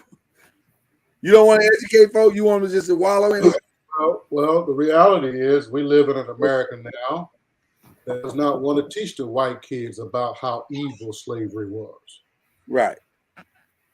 So you, as a coach that goes now and try to teach those white kids about what they were doing, you may be accused of critical race theory. I don't care what I'm accused of. Well, the bottom line is you can't do it if you want to keep your own job. Well, I'll say this. Those kids would never play for me again if we can't get to some education. Well, the bottom line is it's not those kids' fault that Wahites don't want to teach the true history of America. I don't really care whose fault it is. I'm talking about my team. At this point, we was talking about it just yesterday, the day before, Right. how we are somewhat detached from slavery because we don't even want to talk about it. We don't even want to see movies about it. But that's little white kids that are 14, 15, 16 years old, what the hell do they know about it? But us not wanting to see movies about it and them not wanting to see movies about it is different. We don't want to see movies about it as Black people because we done seen movies about it, and we in our lineage we've lived through it. So at some point we do want to get to the other side. And I guarantee you those little white kids, 14, 15, 16 years old, have never seen Roots. I got a black boy. I got a black boy in my house right now that's 18 years old, and he's never seen Roots. But you know what? Even in this day and time, Jay, even in this day and time, if you showed these kids, we have created desensitized children. They see so much stuff in their games and stuff, assault weapons and karate and cutting off heads with all kinds of stuff. that when they do see it, they'll be like, maybe they did something to deserve that, instead of what they should be feeling. It's like I think I don't think they'd be able to. And see, I'm gonna go a slightly different way from what you said about desensitized. I would use a different word, and my word would be detached. Because desensitized means I recognize that there is something there, but it doesn't bother me that I'm seeing it. Whereas detached means I don't even get the reality of that circumstance. I don't get it at all. It means it doesn't mean anything to me. Right? Desensitized, having been made less likely to feel shock or distress. I don't feel shock or distress from that. And that's the America that we apparently want. A colorblind society, a society that ignores the evilness of one person owning another person. And by the way, they teach slavery in schools. They just don't go in depth. It was just a transaction. They don't go into the hatred that had to be involved. So these kids are now acting out because you notice those little black boys were standing there without guns being pointed to their heads. Right. So they just as oblivious to the situation as the white boys. Right. They didn't see anything any more wrong with it than the white boys did. So then whose fault is that? I think adults. The adults. No, I don't disagree with anything you're saying. But that's why number one, I applaud the coach for doing what he did. But I also would say to the administration, if you want me to continue to coach here, and you want these particular kids to participate in the program that I'm going to run here, then this is how we're going to do it. This is the path by which we're going to reconcile this situation. We know that what those kids did was stupid, dumb, ignorant. Okay, fine. But we're singling them out when the reality is kids don't know because we're not teaching them. How many white parents do you believe, Mr. Noiz, Mama Noiz, Al B, take their white kids on the civil rights tour down south to teach them about what black people suffered in this country on Edmund Pettus Bridge? How many white folks you think do that bullshit? You muted, Mama Noiz. Muted. That's going to be not many, if at all. Thank you. Now you muted too. So they're not they're not learning the history. That's our fault. But now you're going to suspend them because you offended by what they don't know. What, should we reward them? No. That's not what he's saying, Mama Noiz. That's not what he's saying. I'm not saying that. Mm-hmm. No, they should not be rewarded. But we're canceling seasons and treating these guys as if they are bad, evil guys. When the reality is we aren't doing our work. Because that's what I'm saying. I would force these guys. I would force these guys to have to be accountable for what they've learned and what they need to know, and the parents as well. And I'd say if they don't want me to continue to be the coach there, that's fine too. But if I'm gonna be the coach there, if I'm gonna continue to be the coach there, this is our path back to reconciliation. Because here's the reality: you didn't just offend the people in that room; you offended the people outside of that room. You offended the community. You offended everyone at large that is sensitive still and hurt by your actions. And so we need to teach the greater lessons that you can't act this way and it's not okay to have these ideologies. But you It's can't not. single out those boys. I know they're the only ones that I don't have a choice. I don't have a choice. The reality is, you need to teach the school system. The kids need to learn. Listen, and while you are correct in that, I don't coach the kids in the system. I coach these boys. So I got to start with what I have. I have this audience right in front of me that I am responsible for, and I am their head coach and their leader and their mentor and their example. So I have to start with them and pray in God and hope that what I'm able to instill in them permeates throughout, catches fire. Hey, listen, I agree with you that we have an egregious act of misappropriation being done on our society, in that we're trying to take the truth out of schools about what is taking place with minorities in this country. You are 1,000% correct.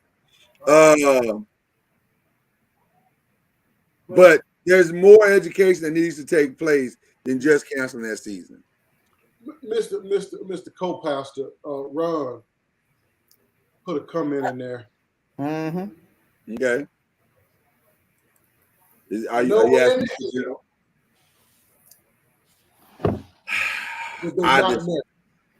I disagree, Ron.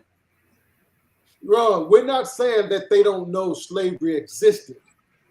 What they don't know is the evilness of slavery or the repercussions. Because while he refused to address how evil their ancestors were. Well, then that needs to be the starting point. There needs to be a great inquisition. We need to know what their understanding was.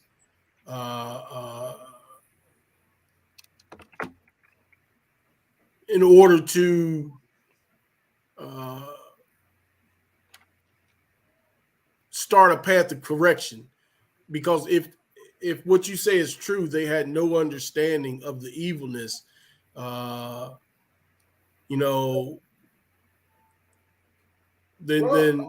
LB, we know here in Texas, I don't know about Kentucky, but here in Texas, they are totally against making white people feel bad about what was done to black people in this country. Now, you can't have it both ways. You can't say they know, but you ain't teaching them. Mm-hmm. Say that again. You can't say they know about it, they understand it, but you haven't taught them. We just discussed the fact that white people are not taking their kids to slave plantations and taking them down on the Civil Rights March down in Montgomery, Alabama, and Selma, Alabama. Most white people aren't doing that. There might be some. There's some, but most aren't doing it. So the kids don't really understand what took place. It's not taught in schools. It's not in their homes. So where do they get to know how evil it was? Where do they get it from? Yeah. And to Ron's point of him saying they understand the evil, they do not care. Where I will agree with what he just said is that's exactly what we're actually saying. Because when you understand that it was not good and you truly have understanding, then you don't repeat the act. But because you understand the consequence of your actions. But I don't think I think in their minds, they didn't enslave nobody. They did. That's not, that's an older generation. They did all of that. So they ain't got nothing to do with us. So that's where I think the disconnect is coming. They understood what happened in the theory of what happened, but they don't truly understand the depth of what has taken place since it happened, how black people feel today, how it has affected our communities, how it is ripped through our communities. They don't understand any of that. And so that disconnect is the critical component to me that keeps you from repeating the act. Because if you don't understand the true ramifications of what slavery has done, then you're right, you don't care. Because it don't mean nothing to you. It don't affect your life. How can you care? Right. Here's the other part they don't understand. They don't understand how their lives are better because of what slavery was. The only reason that they have the blessings and the circumstances that they have is because some black person broke their back to make sure that their families could do what they need to do. Because your ancestors probably owned slaves. You have to understand to a degree that white people are amazing at rewriting history in this country. That's true. How they have snuck in the idea that, well, blacks were selling the blacks were giving, catching the blacks and giving them to the white people.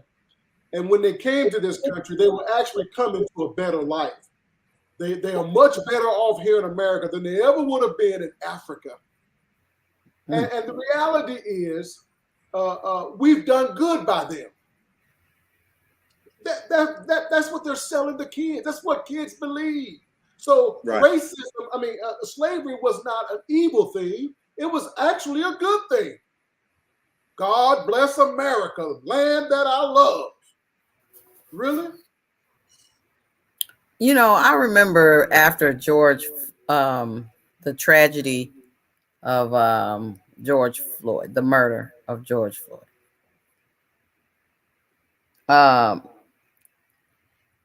I remember posting on my wall about Black Wall Street.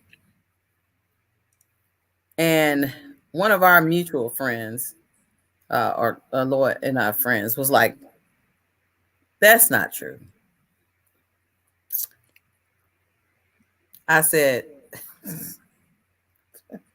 first of all, you coming on my page trying to tell me what's not true. I wasn't taught that in school. I said, I don't care. Just because you weren't taught that doesn't mean it didn't happen. He was really round and round.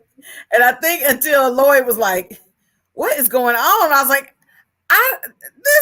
your friend, our friend, is doing the entire most right now. And it just seemed like it was spiraling because he did not want to believe that kind of evil existed. That type of evil exists as a Christian. But to that point, Mama Noise, that's why it's so important. And well, now you done brought up the other part of this that makes this hard.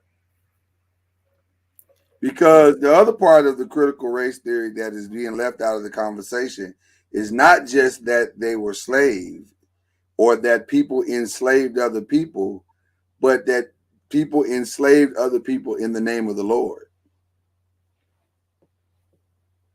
And that part is equally as important to understand as everything else. Because now, because I just saw a discussion for the 19,000 millionth gazillionth time, a group of black people trying to discuss, oh man, I don't trust religion because, you know, it was religion that enslaved us as black people.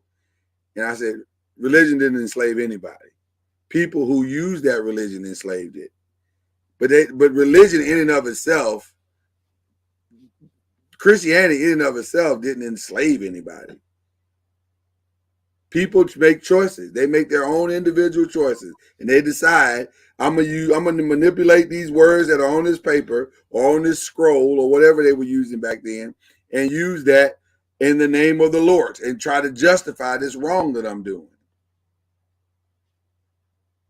And that's how it works. But we don't want to get into those discussions in this country because that upsets the apple cart and it makes the purity of the message tainted, or it peels back the curtain to make everybody see that this ain't as cut and dry as we would like it to be. And that's hard because because we can't view it from a real place until we look at it through real eyes. I pray and hope and would love to talk to the parents of those kids as they appeal the decisions by the adults to cancel the season and treat those boys as if they have done something evil. Because what you can't do to my child is tell her on one hand, we're not going to teach you this. But when you act out as to what we consider in the public eye evil and wrong, now we're going to try to call you out and make you out to be something that you're not. We haven't taught you.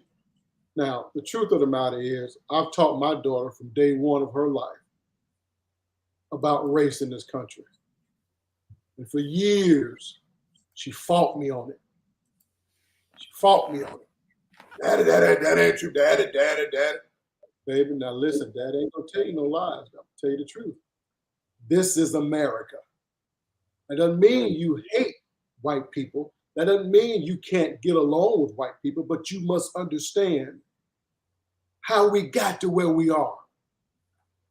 It is foolish of us to ignore how we got here. Right. There is actually no benefit in ignoring it. None. There's no benefit.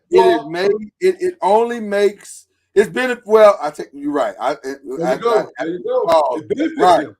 There's benefits for them, but societally and culturally and as a nation, there's no benefits in it. You're not ultimately helping society grow at all by lying to it and say that not teaching the truth about slavery and what is taking place in this country is the equivalent of telling a rapist that she wanted it.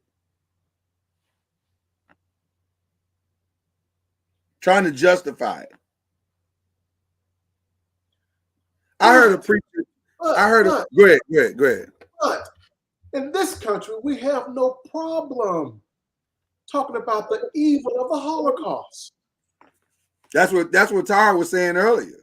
We have no problem talking about the evil of the Germans. Right. But the evilness that took place in this country, we can't talk about that. Because that was our ancestors. That I didn't enslave anybody. Well, the problem with it again is that the acknowledgement and the it requires an accountability that we just don't want. We don't want that accountability. We don't want to sit back and believe that granddaddy's house and grandmama's house and great granddaddy's house and the house that we own, the house that we were able to sell to Quick Trip for $3 million, and that was enough for us to split across 3 different families. And now our kids can go to college. Now we don't want to admit that all that money was built on the backs of slaves. Dare I say,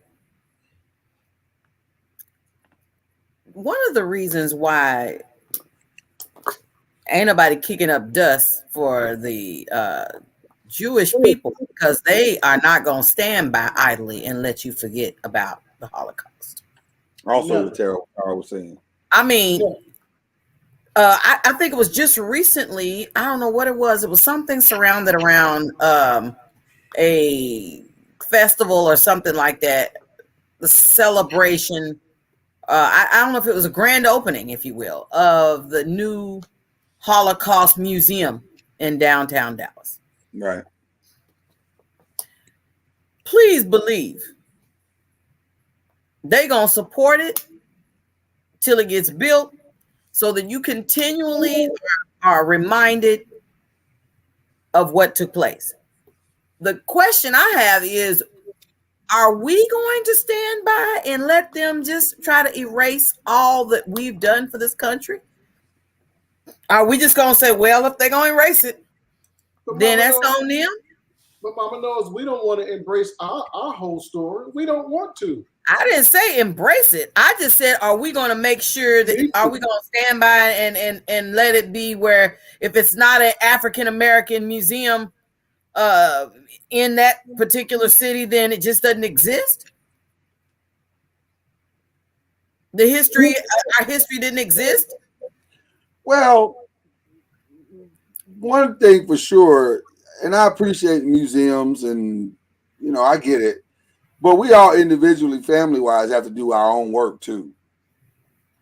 Like, fathers got to sit down with their kids and make them understand. Mothers got to sit down with their daughters and make them understand. We got to educate ourselves. and be active in the development of our own young people and help them see the realities, despite the fact that they may think societally. And I think Jay's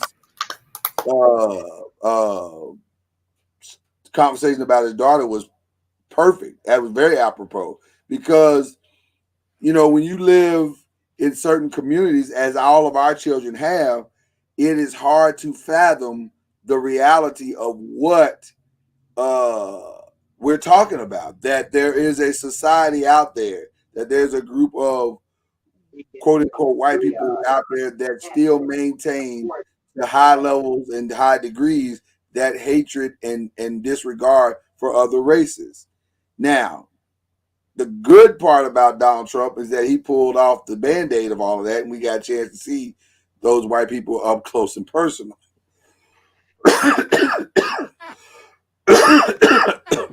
But that reality is one that I think our kids are struggling with because they think that's an isolated group, and it's not. It's in all of us. Racism is and prejudice is in all of us to some degree, and we have to understand that reality and deal with it. That's what I was going to say just a few minutes ago. We have to embrace it, Mama Noise, because we have to understand who we are and where we come from. Meaning, the reality is white folks don't own a patent on hatred. I'll tell you something, niggas in this country hated them just as much as they hated us. And most of us, if we're honest with ourselves, we were taught to a degree to not trust the evil white man. Oh, no question. If we're honest now, we got to be honest. Yeah, no question. Most of us were taught that. They may not set you down and told you directly, but you got enough of it along the way that you understood that they were evil. Because let me tell you how deep that. Because they're evil. Let me tell you how deep that lesson you just said goes. Let me tell you how deep it goes. I literally spent 7 years in a church planning, was it 7 or 5? Maybe 5 to 7 years, planning a dual church men's retreat with my quote unquote white brothers. And it wasn't until about 7 years in that we were all sitting around a table and one of them said, "Hey man, have you ever been to such and such's house?" Talking about the white guy at the other church. I was like, "No." "Has he ever been to your house?" "No." Well, man, how reconciled are we really? Now that was a guy that was awakened. He was woke. Because and that was a white guy, by the way. That was a white guy. We can. I agree. Yeah. We can easily sleepwalk through life and treat things as if they're okay when we know they're not. We're not. And I'm gonna tell you, the reason why I tell that story is because even after he said it, the thought of having that particular white guy at my house made me nervous. Because historically, I have been taught you can't trust that. You can't trust that. Anthony Bruce statement.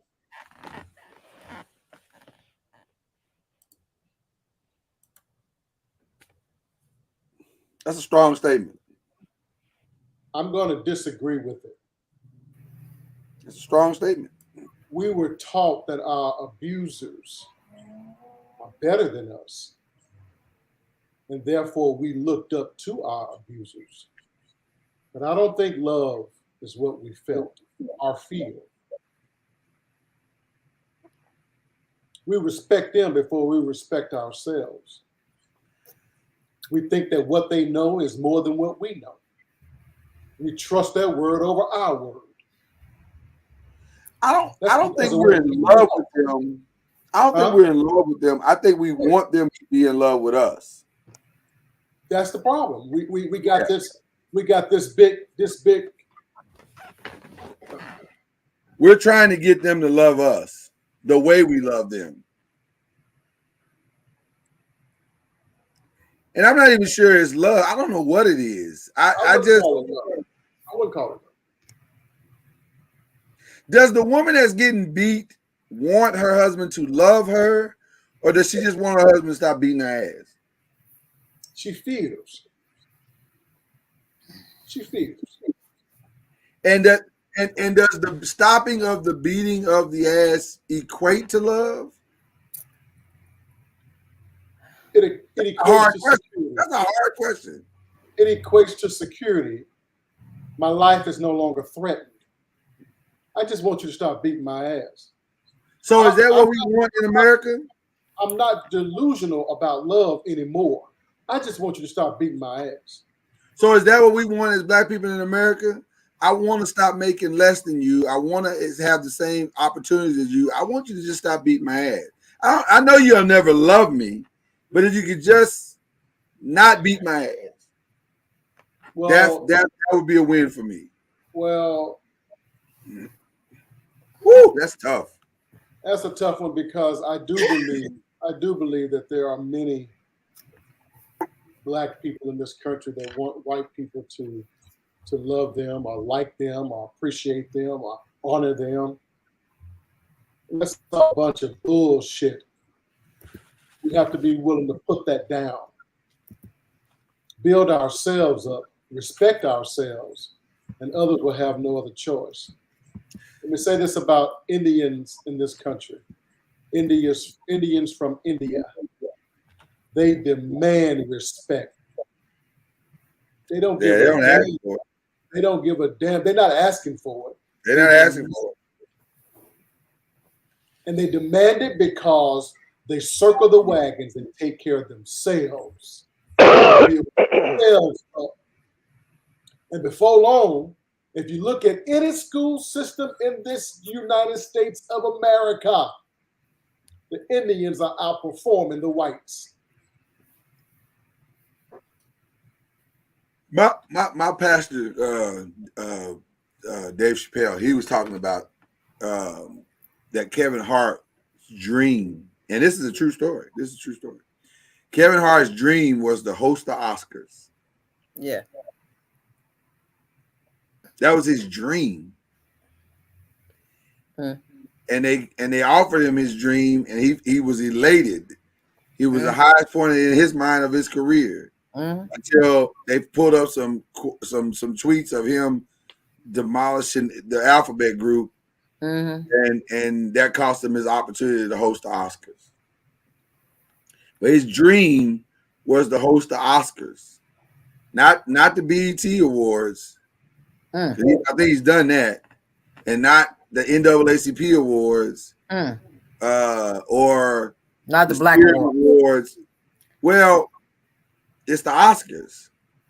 That's what I said. Not the Black Awards. Well, but the black people already love me. I want them to love me. Right. That's okay. No, you and I say the same thing, Mama. I'm with you. It's just fascinating to me. And that's kind of what I think Anthony Bruce was saying. I think is what you're saying, because we have, Chris Rock has a joke where he talks about that dude is famous, but I'm white famous. As if white famous is a better famous. Well, it is. It is a different famous. Absolutely. Well, I think they look at it as a more financially lucrative famous.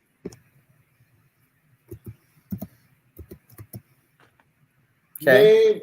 Name what you would consider. Be careful. Don't go too deep into this. Name what you would consider just one best male singer. R&B, pop, doesn't matter. Best today or all time. Today or all time. Of all time. Man, I struggle with that question because, on one hand, I could say Sam Cooke or Al Green, but for me, I don't know if I've ever heard a purer singer in and out of a studio than Luther Vandross. Okay.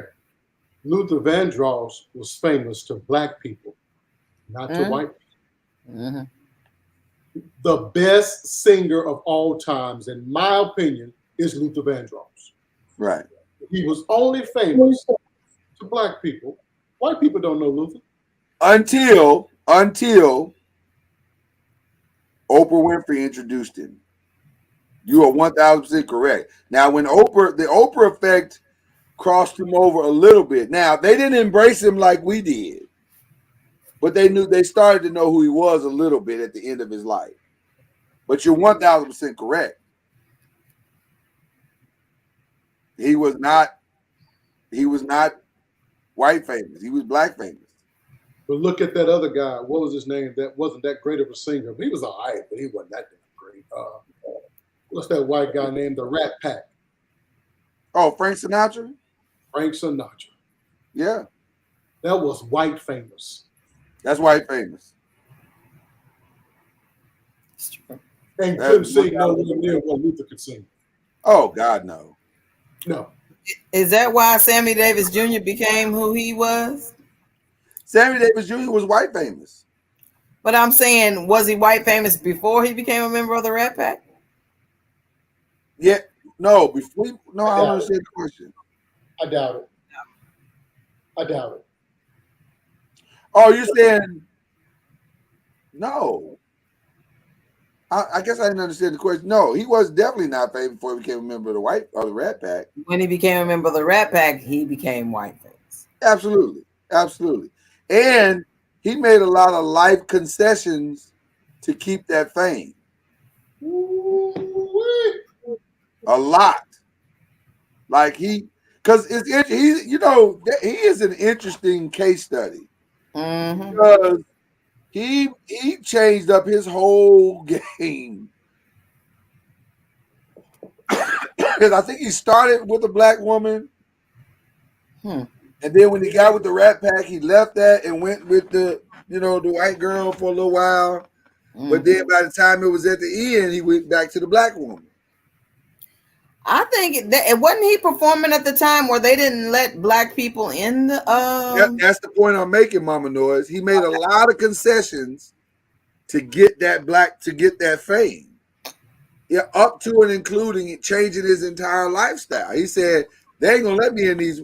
They already not letting me in the front door. I'm having to go through the kitchen to perform on the exact same stage that Frank Sinatra and Tony Bennett and all those guys that are in my pack are performing on.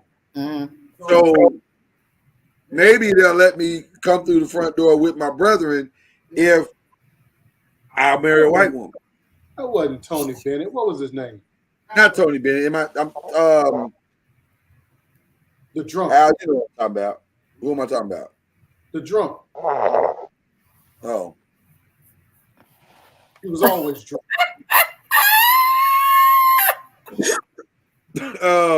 Tony. It was Tony something. No. Hold on. You're going to maybe look up the Rat Pack. The Rat Pack is Sinatra, Sammy Davis, and Dean Martin. Dean Martin. That's what I'm talking about. You're right. It wasn't Tony Bennett. The Rat Pack was Sinatra, Sammy Davis, Dean Martin, and Joey Bishop. Oh, okay. And Peter Lawford. But Peter Lawford was considered one of the lesser talented guys. Okay. Yeah. When he was surrounded like that, they was like, now look, don't get it twisted. We see you.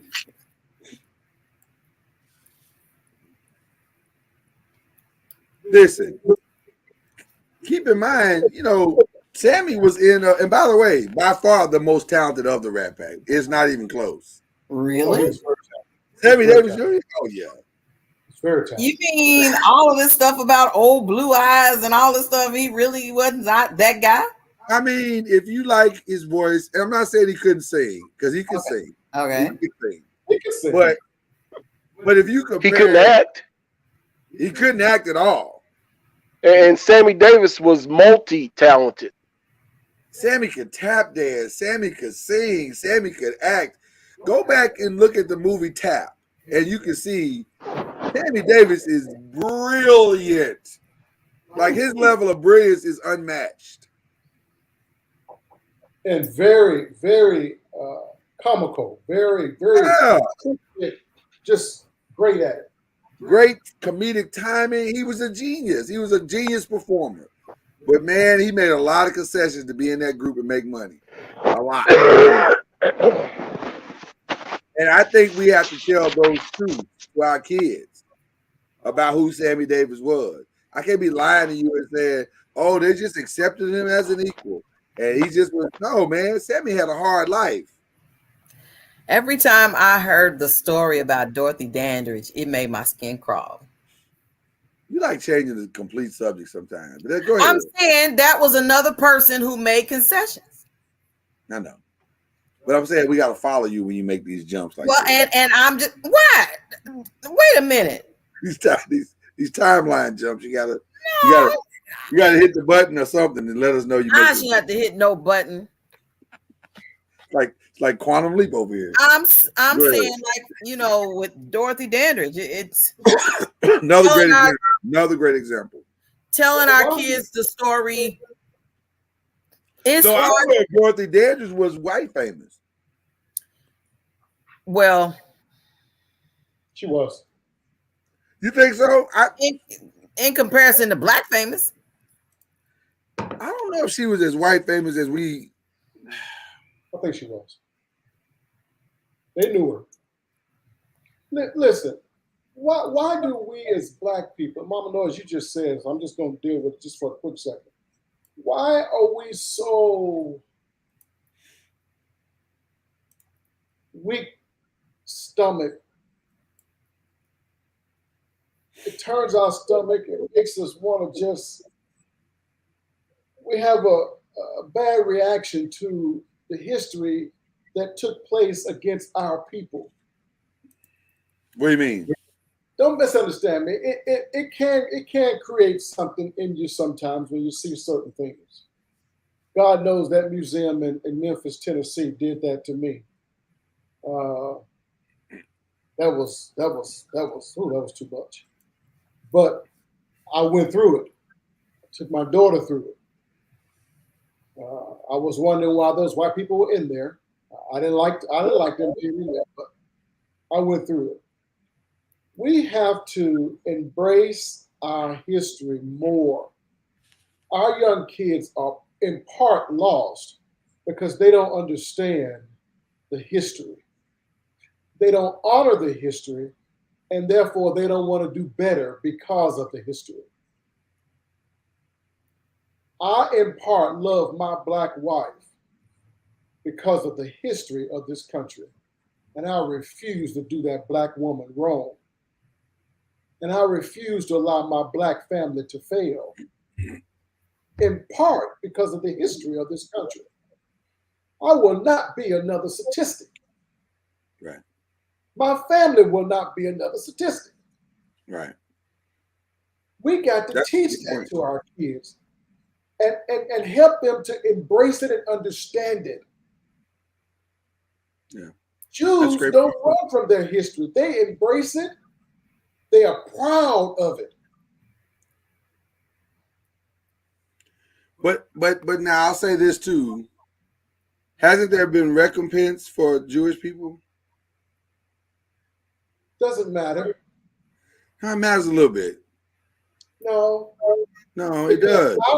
Our issue is not with the white people. Our issue is with our forefathers, our parents that suffered, our grandparents that suffered. It's not with the white people. It's with That's not what I'm saying. That's not what I'm saying. Hasn't there been some level of recompense? In other words, financial reconciliation with Jewish people? I don't understand how it matters. Because sometimes the reconciliation is directly tied to your ability to demonstrate that you truly are sorry. In our mind, we don't need them to be sorry no more. Are they sorry now? I'm just saying we don't need that no more. We don't need it. Yeah. We've been fighting that uphill battle, waiting for some Wahite. I almost said the other word because I'm from Mississippi. We've been waiting on them to apologize, say I'm sorry, give us a little piece of money, a little piece of land. Why are we still waiting on that? I don't know if we're waiting on. Well, some of us are waiting on it. I'll say that. Some of us are for sure waiting on it. But what I'm saying is that to some people, I'll give you a perfect example. This is a horrible example, and yet it's a perfect example. Ron, is his name Ron? Nicole Simpson's daddy, Ron Brown, is that his name? He said OJ didn't go to jail for killing my wife or killing my daughter. So I'm gonna make his ass pay. Was the other guy that was killed? Well, who? No, it wasn't. No, he wasn't Brown. You're right. You're right. Yeah, I don't know what Nicole Simpson's daddy sued OJ Simpson because he thought if I can't have him in jail and I can't make him apologize for what happened to my daughter, I'm gonna hit him where it hurts financially. And that's kind of the mentality that most black people have towards this whole thing. They gotta pay some way, don't they? What were you just saying? Explain a little bit better. I'm sorry. I'm saying they want them to pay. Black people want them to pay. Jews want them to pay for what Germans to pay for what they did. Now,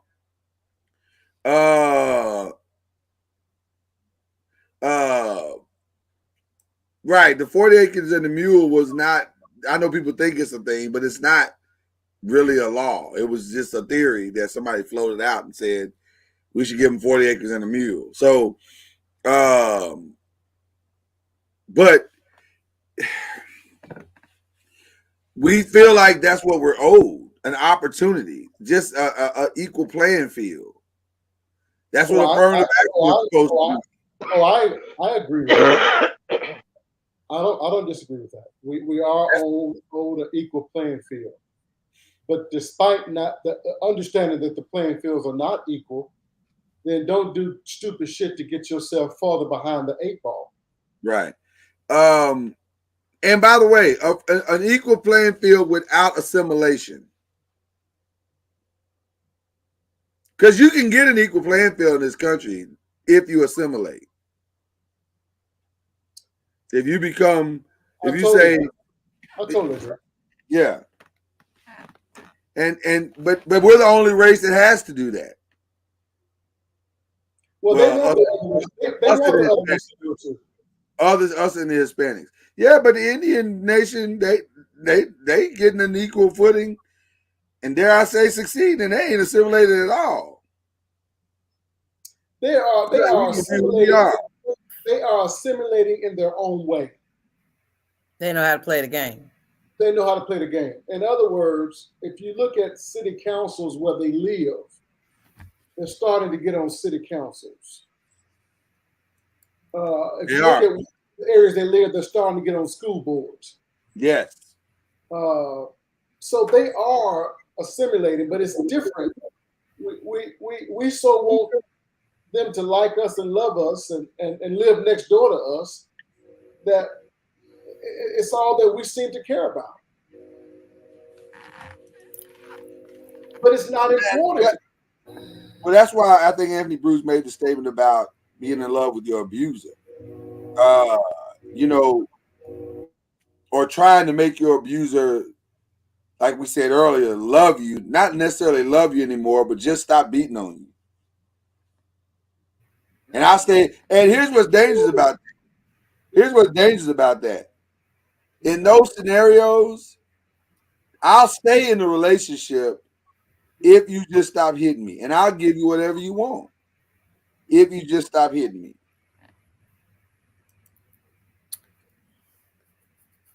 Because she's been conditioned to believe that that's her best. That's the best she's going to get. She doesn't expect love anymore. She simply wants to stop being abused. So is that where we are? Is That's society? Is that what we're saying? That's like some women don't expect their man not to cheat. Right. We've had that conversation on here. Same difference. She doesn't even expect it. So is that where we should land with our Wahite brothers and sisters? I know you're never gonna love me, but if we could just be equitable to us, and let us live in the same country you live in. I have Wahite friends, and I know you guys do too. I judge each relationship individually. And True. even after the era of Donald Trump, I still have some Wahite friends. But they had to speak up on the issue. Right. What you can't do is keep your mouth shut. So I lost some Wahite friends in the era of Donald Trump because they don't want to discuss. They don't want to discuss race.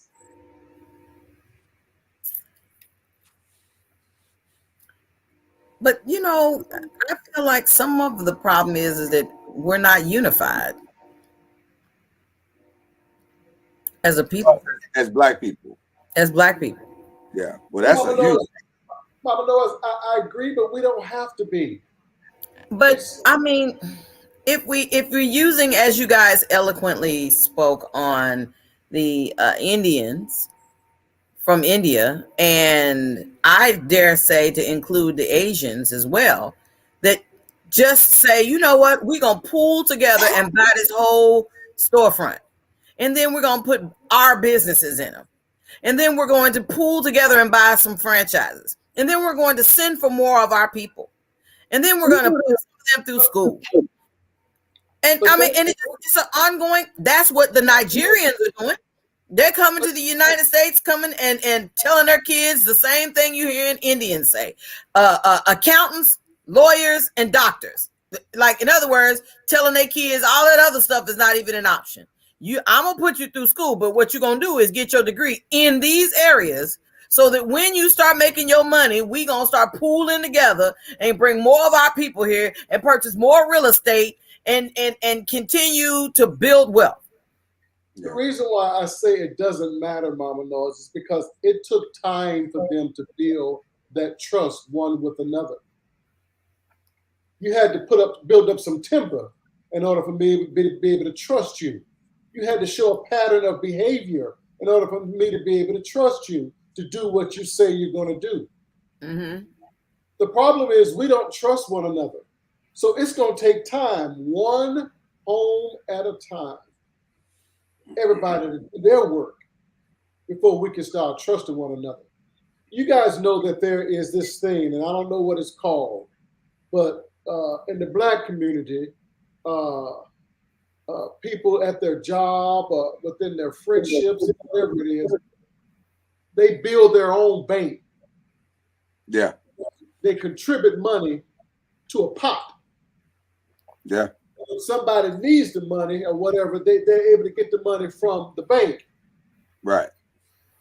The problem is, too often, more often than not, some Negro done stole the money.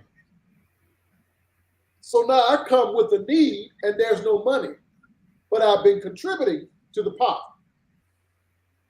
So until we get to where we can fully trust one another, then we can't worry about that part. What we have to first do is do our part where we are. True. Well, but as much as I agree with what you just said, we all have to do our part.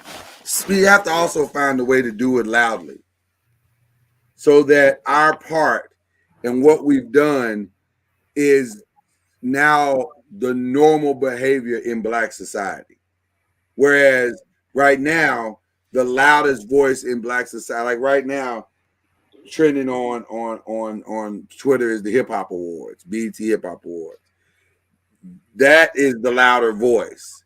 The more negative images we see of ourselves. We got to get loud. The voice of our positive images now has to dominate the voices of our negative images.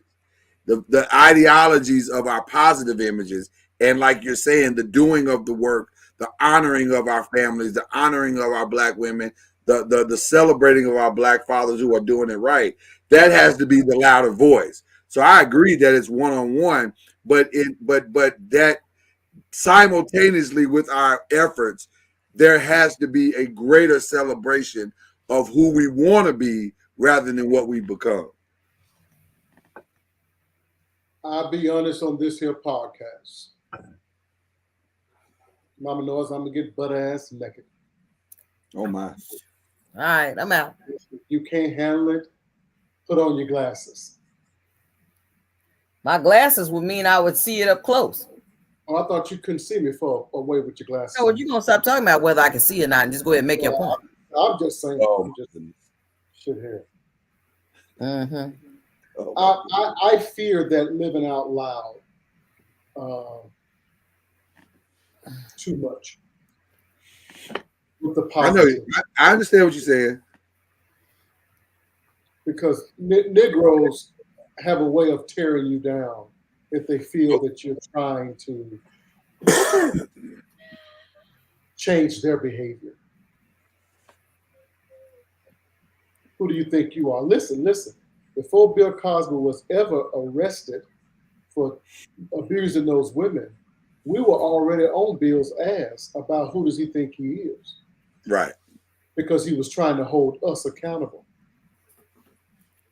The most successful black man in Hollywood, Bill Cosby, couldn't tell us about ourselves without us getting hot under the collar and ready to cuss him out. That's true. Mama knows you disagree? That's true, Mama Nora. Mama knows, come on now. You can't just sit there on the podcast and not talk. All them old pretty looks on your face. I'm just simply saying, okay, he's trying to tell people what they need to be doing, but he wasn't doing what he should be doing. No. That was before that came out. You mean what was already in play? We just found out? And that entire might be true. She's saying maybe the reason why it wasn't received was because everybody knew behind the scenes he was a hypocrite. It's hard to receive your pastor telling you not to cheat on your wife when you just saw him drive away through the drive-through with his mistress. But what he was doing was telling us the importance of going to school and bettering ourselves. I agree. And to stop the violence and killing one another. I agree. But if you see your daddy slap the shit out of your mama, do you really want to hear his advice on anything? But listen, he never said don't screw that hoe down the street. He never said that. But my point is we want perfection in our mentors or the imagery of perfection or the ideology of perfection. So if we don't see our mentors not living out an honorable life, then it's hard for us to receive anything from them. Listen, Martin Luther King in 2022, here's your hot take for the night. Martin Luther King in 2022 would not be a role model. Wouldn't have worked. He would have never gotten his own day. The only reason he got his own day is because we didn't find out all the issues he was doing till long after he was dead. And that's back to Tower's point, talking about him being a hypocrite. We're always willing to look for the fault. We're not willing to receive a message that we know we need. Yeah, but that's a double-edged sword right there, because while that message is one that we need, you can't give me that message on a garbage can lid. Mr. Noah's like if my life is publicly, I agree with you. I don't disagree with that part. But at the same time, we're not talking about a guy who had questionable moral activity. We're talking about a guy who potentially raped women. We're talking about Jesse Jackson. We wouldn't receive him either. And we didn't know Jesse had another kid when we wouldn't receive Jesse. No, but him having another kid came much later. Right, but no. I guess what I'm saying is that's not a criminal act. If Bill was just cheating on his wife, don't make Bill the issue. The issue no. But he's a good example. He's a good example to the bigger thing that we're talking about. Because if he was just cheating on his wife, if all it was consensual relationship, which is, by the way, what he says it was. He says these were all consensual relationship. If you want to ding me for something, ding me for being a hoe. I'm a hoe. I admit that. He has never acquiesced to criminal activity, which is what the courts tried to say that he was doing. So now if he's a rapist, nobody will hear what a rapist got to say. But if you have questionable moral activity, we might listen to parts of what you say, maybe not the totality of what you say, but we might listen to parts of what you say. Right, Jesse tells people why he an outside kid did hurt it. Part of the reason why many of us that could step out and speak to the issues of our society don't is because we want a fucking prophet to be perfect. We want a perfect prophet. Right. But none of us are. And none of us are.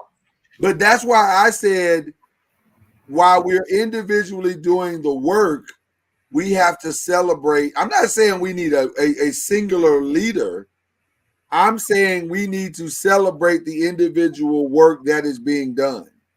And those fathers that are attempting to do it the right way in the midst of their imperfections.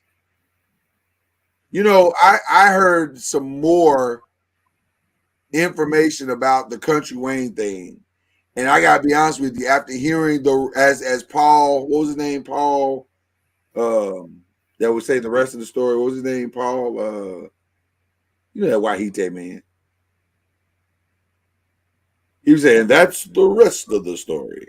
I'm dating Paul Harvey. I'm dating myself now. But after I got the rest of the story about Country Wayne, I started to kind of understand how he arrived at where he arrived at. And I think in a private moment he would say, yeah, I've been wildly irresponsible in some areas, but I'm trying to make up for that. And that's the one thing that makes me respect what he's doing, his grind is also, and his determination. Because he ain't out here telling you to do what I did. Or he's not out here telling you that what he's doing is okay. Most of our Bible characters wouldn't are flawed. They wouldn't have survived. That's exactly right. They could, yeah. Yeah, go ahead. And Tara, you are correct, but that doesn't negate the positivity of the message. The man was putting out an extremely positive message. Then listen to me. It had an impact on our society. There are young men right now that are fathers because they watch Bill Cosby be a father on television. That's a fact. Well, but yes. But we've had to alter that narrative. We watched Cliff Huxtable be a father on TV. I was going to say, we don't want to be like Cliff Huxtable. You know what I'm talking about. But that distinction is critical because the character that he played, I understand what you're saying. I'm not. I'm taking the point to another level. I'm saying what the character is without flaw because it's written to perfection. Yeah. And that's why we can honor the character. Right. And I still love the Cosby Show. And I'm never gonna stop loving the Cosby Show. Mm-hmm. Because Cliff Huxtable was the ideal father. Mm. Now, when you start to blend in the life of Cliff Huxtable and Bill Cosby, it gets a little murky. Because I was going to say, in my mind, the comparison is no different than a pastor that's helped give, the word of God to so many people, lives have been changed and so forth. But then, if something happens, where something comes out, then people ain't trying to hear that all the stuff he did that was wonderful. All they're gonna talk about is the thing that came out, or whatever life he lived, or did nobody know about, or a child outside of the marriage and all that type of stuff. That's what people are gonna remember. Eddie Long never recovered his reputation ever. I don't know how he could have. That's the point. And how do you recover it? Now, does that make everything he said? That's funny. Shout out to the great John Amos too, by the way, who plays James Evans. Does that make everything that Eddie Long preached about irrelevant, or to some people, to a lot of people, to most people, it makes him hypocritical? Dare I say, if Bishop Jakes were to be found in a scandal, people aren't that forgiving.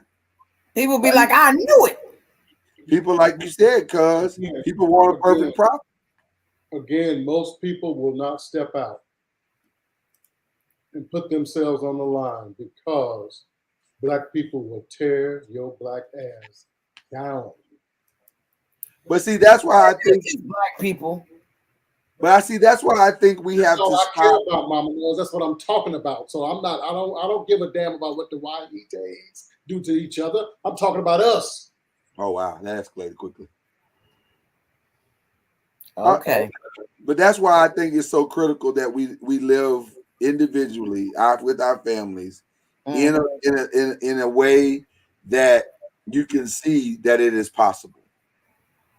Danny Bell had a statement earlier in the show, and I think it's apropos to where we are at this moment in the show.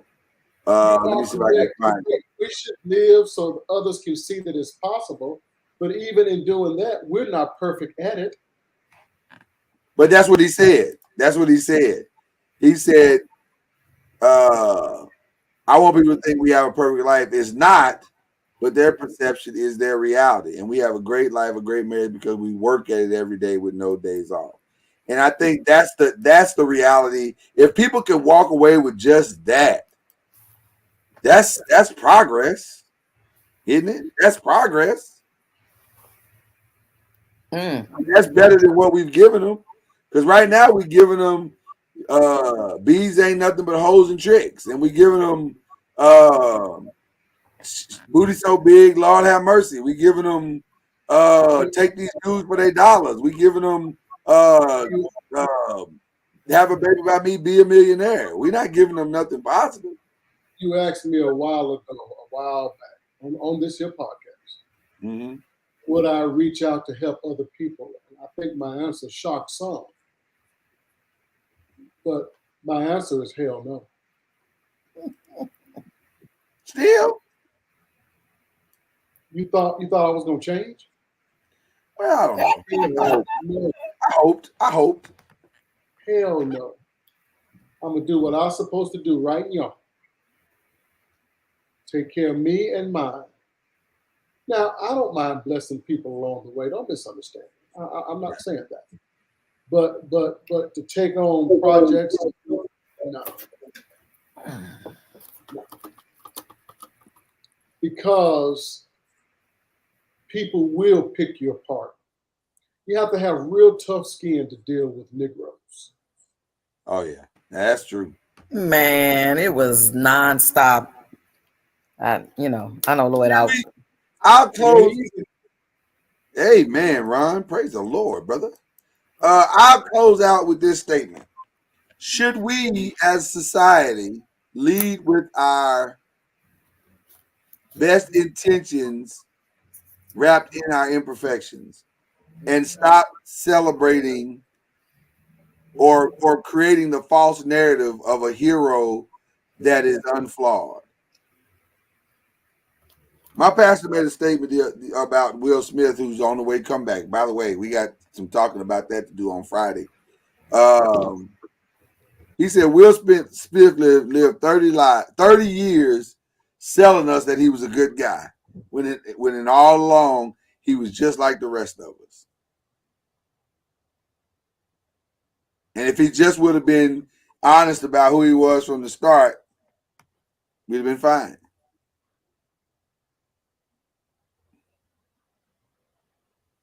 You know, Tara, I understand what you're saying, and that's.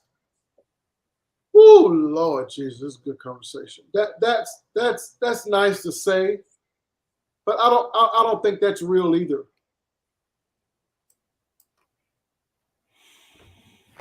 Well, I'm never gonna tell somebody that I don't know who I am totally. That's for me in my house. Because everybody can accept, though they will grin in your face, though they may smile, everybody can accept who you are and where you are in life. They may say they can, but they can't. Right. I've had friends right now that have fallen out. I'm talking recently because the folks climbing the ladder and you ain't yet climbing. Everybody can't handle your blessings. You got to be careful sharing everything with anybody. Well, I think to your point, the tricky part of a transparent life is what the perception becomes in that interpretation. Can people handle that, the depth of your transparency? But to that same point, should you care that they can handle it? Is it your responsibility to see through to their understanding? Or are they supposed to just take what they're supposed to take from whatever they see? And now again, that goes back to Daniel Bell's point. Their perception is their reality. You can't change what they see and what they think is real. Yeah. But you can live your life in such a way that it is loud enough to where the consistency of your behavior and actions and attempts are far outweigh any negative interpretations that someone may have. Listen, So I don't know. I live my life above board. I always have. I just always thought that that's easier than to try to hide and lie and connive and cheat. So what you see is what you get with me. But even in that, you really don't know who I am totally. Right. So we just have to be careful with fully disclosing yourself, because as my mama told me years ago, and God bless her heart, God rest her soul, niggas is a trip. Yeah, they are. Now that was Mississippi. I might not be able to handle that one, but I'm just telling you. I like that one. No, we use that in Arkansas and Texas and beyond, Kentucky. Yeah, and that's it, Ron. You'll never change a person's perception of their own reality. Never. And nor should I think we try. I just think we have to do our work as a community and counterbalance the imagery. That's all I was saying earlier. Just counterbalance it. For all the negative is. And I try to do that every day, and you do too. Right. Just counterbalance. Yeah. I agree with that. And I don't think it's counterbalanced properly right now. I think it's weighted heavily in one direction. And I think when young people are influenced so heavily in one direction, they begin to think that those are societal norms and those norms are okay. And they're not. They are not okay. It is not okay to treat women that way. It is not okay to carry these ideologies. It is not okay to act like a fool. It is not. So that's the danger. Yeah. So anyway, what a great show. What a great discussion all the way across the board. Again, real quick church announcements. Wednesday, the 5, we'll be back with the 5. Thursday morning, we'll be back with Believe in the ACC.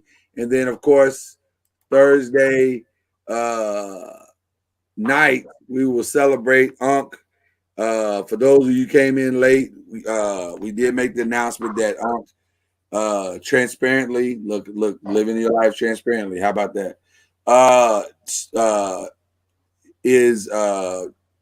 Was diagnosed with stage 4 cancer. And so we want to try to celebrate him, and we don't want a sad show. So cuz come in with the foolishness. Don't downgrade the foolishness on Thursday. We still gonna be up. You know, I can say some stupid shit now. Yeah, I'm looking forward to as much stupid shit as you can bring. Mama Noise, you okay? Yeah. We're gonna have fun. Yeah, the goal is to have fun Thursday and celebrate Unc and everything that Unc has meant to us and means to people and those who may come as special guests. So we just gonna have a good time. We're gonna have a good time. One last church announcement. For Saturday, we are gonna have the Kahoot sip, and like I said, we'll get into more of that. Probably on Friday, we'll get more into that. But you'll see also the advertising over the next few days as well. So okay, that's all I got. Mama Noise, you got anything? No, that's everything. I made an amazing pot roast and cabbage and potatoes and onions, and I'm really wanting to get to it because it is time. So I'm about to head to that direction. And cornbread. And some good old cornbread. Mm-hmm. And so did you make Jiffy bread or did you make real cornbread? You know what is happening. What does it matter? It's cornbread. That's the answer. It was Jiffy. Who cares? It was fantastic. Thank you, Mama. That ain't real cornbread. I thought it was marvelous. Just because you're in Mississippi and y'all grind the corn and I'm just saying, you got a meal out in the back. Yeah, don't shit on the rest of us. You know, everybody in my house is satisfied. So that's all I can tell you. That's all I can tell you. Right. The only time you need actual cornbread is when you're making dressing. That's not true. Oh my God. It is true. I agree with Tara. Oh my God. I agree with Tara. Ron said you still had to make it, so let's move on. Right. Oh and I put my little spin on everything. Dressing? Yeah, you gotta use real cornbread in dressing. You can't. What you got? Did somebody give you a gift? That's him. I know it's him. I'm saying, did somebody give you that gift? I've had this thing since. You remember seeing it before? Can I tell you something? Looking at that picture, I never realized how much you look like Dominique Foxworth. 1991. I've had that picture since 1991. Mama Noise, don't he look like Dominique Foxworth? I don't know who Foxworth is. Yes, you do. Dominique Foxworth. I don't know who that is. See, Dominique Foxworth is a football player turned analyst on ESPN. Okay. Oh, neat. Okay. Well, I used to be buff. Oh Lord. Hold Okay. on. I'll show y'all. Mama Noise. Put your picture up. Put your picture up real quick. I could talk about how buff I was. Okay. Put your picture up real quick. About how buff I was. Mama Noise, I was buff. I don't know about all that. As long as you're convinced, that's all that matters. Put your picture back up. Mama Noise, I'm telling you now, you just don't know. I used to have to. Oh hell no! Put your picture back up. This ain't for you to judge. Yeah, you do look like him. This ain't for you to judge. Yeah, you look like him. Picture back up so we can see it.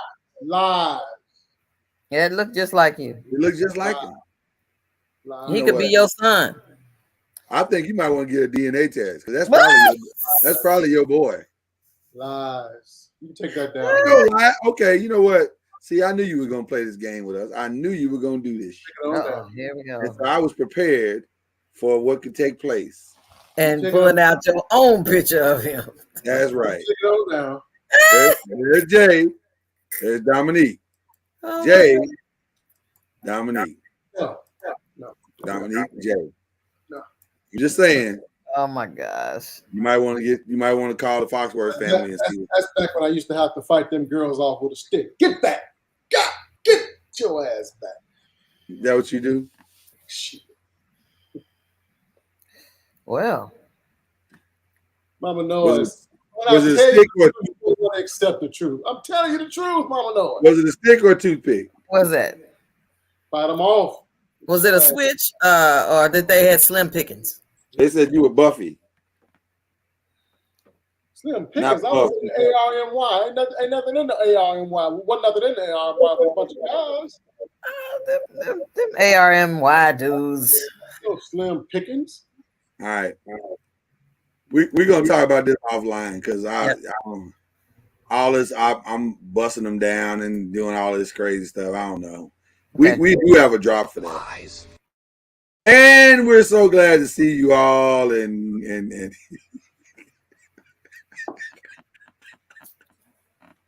peace.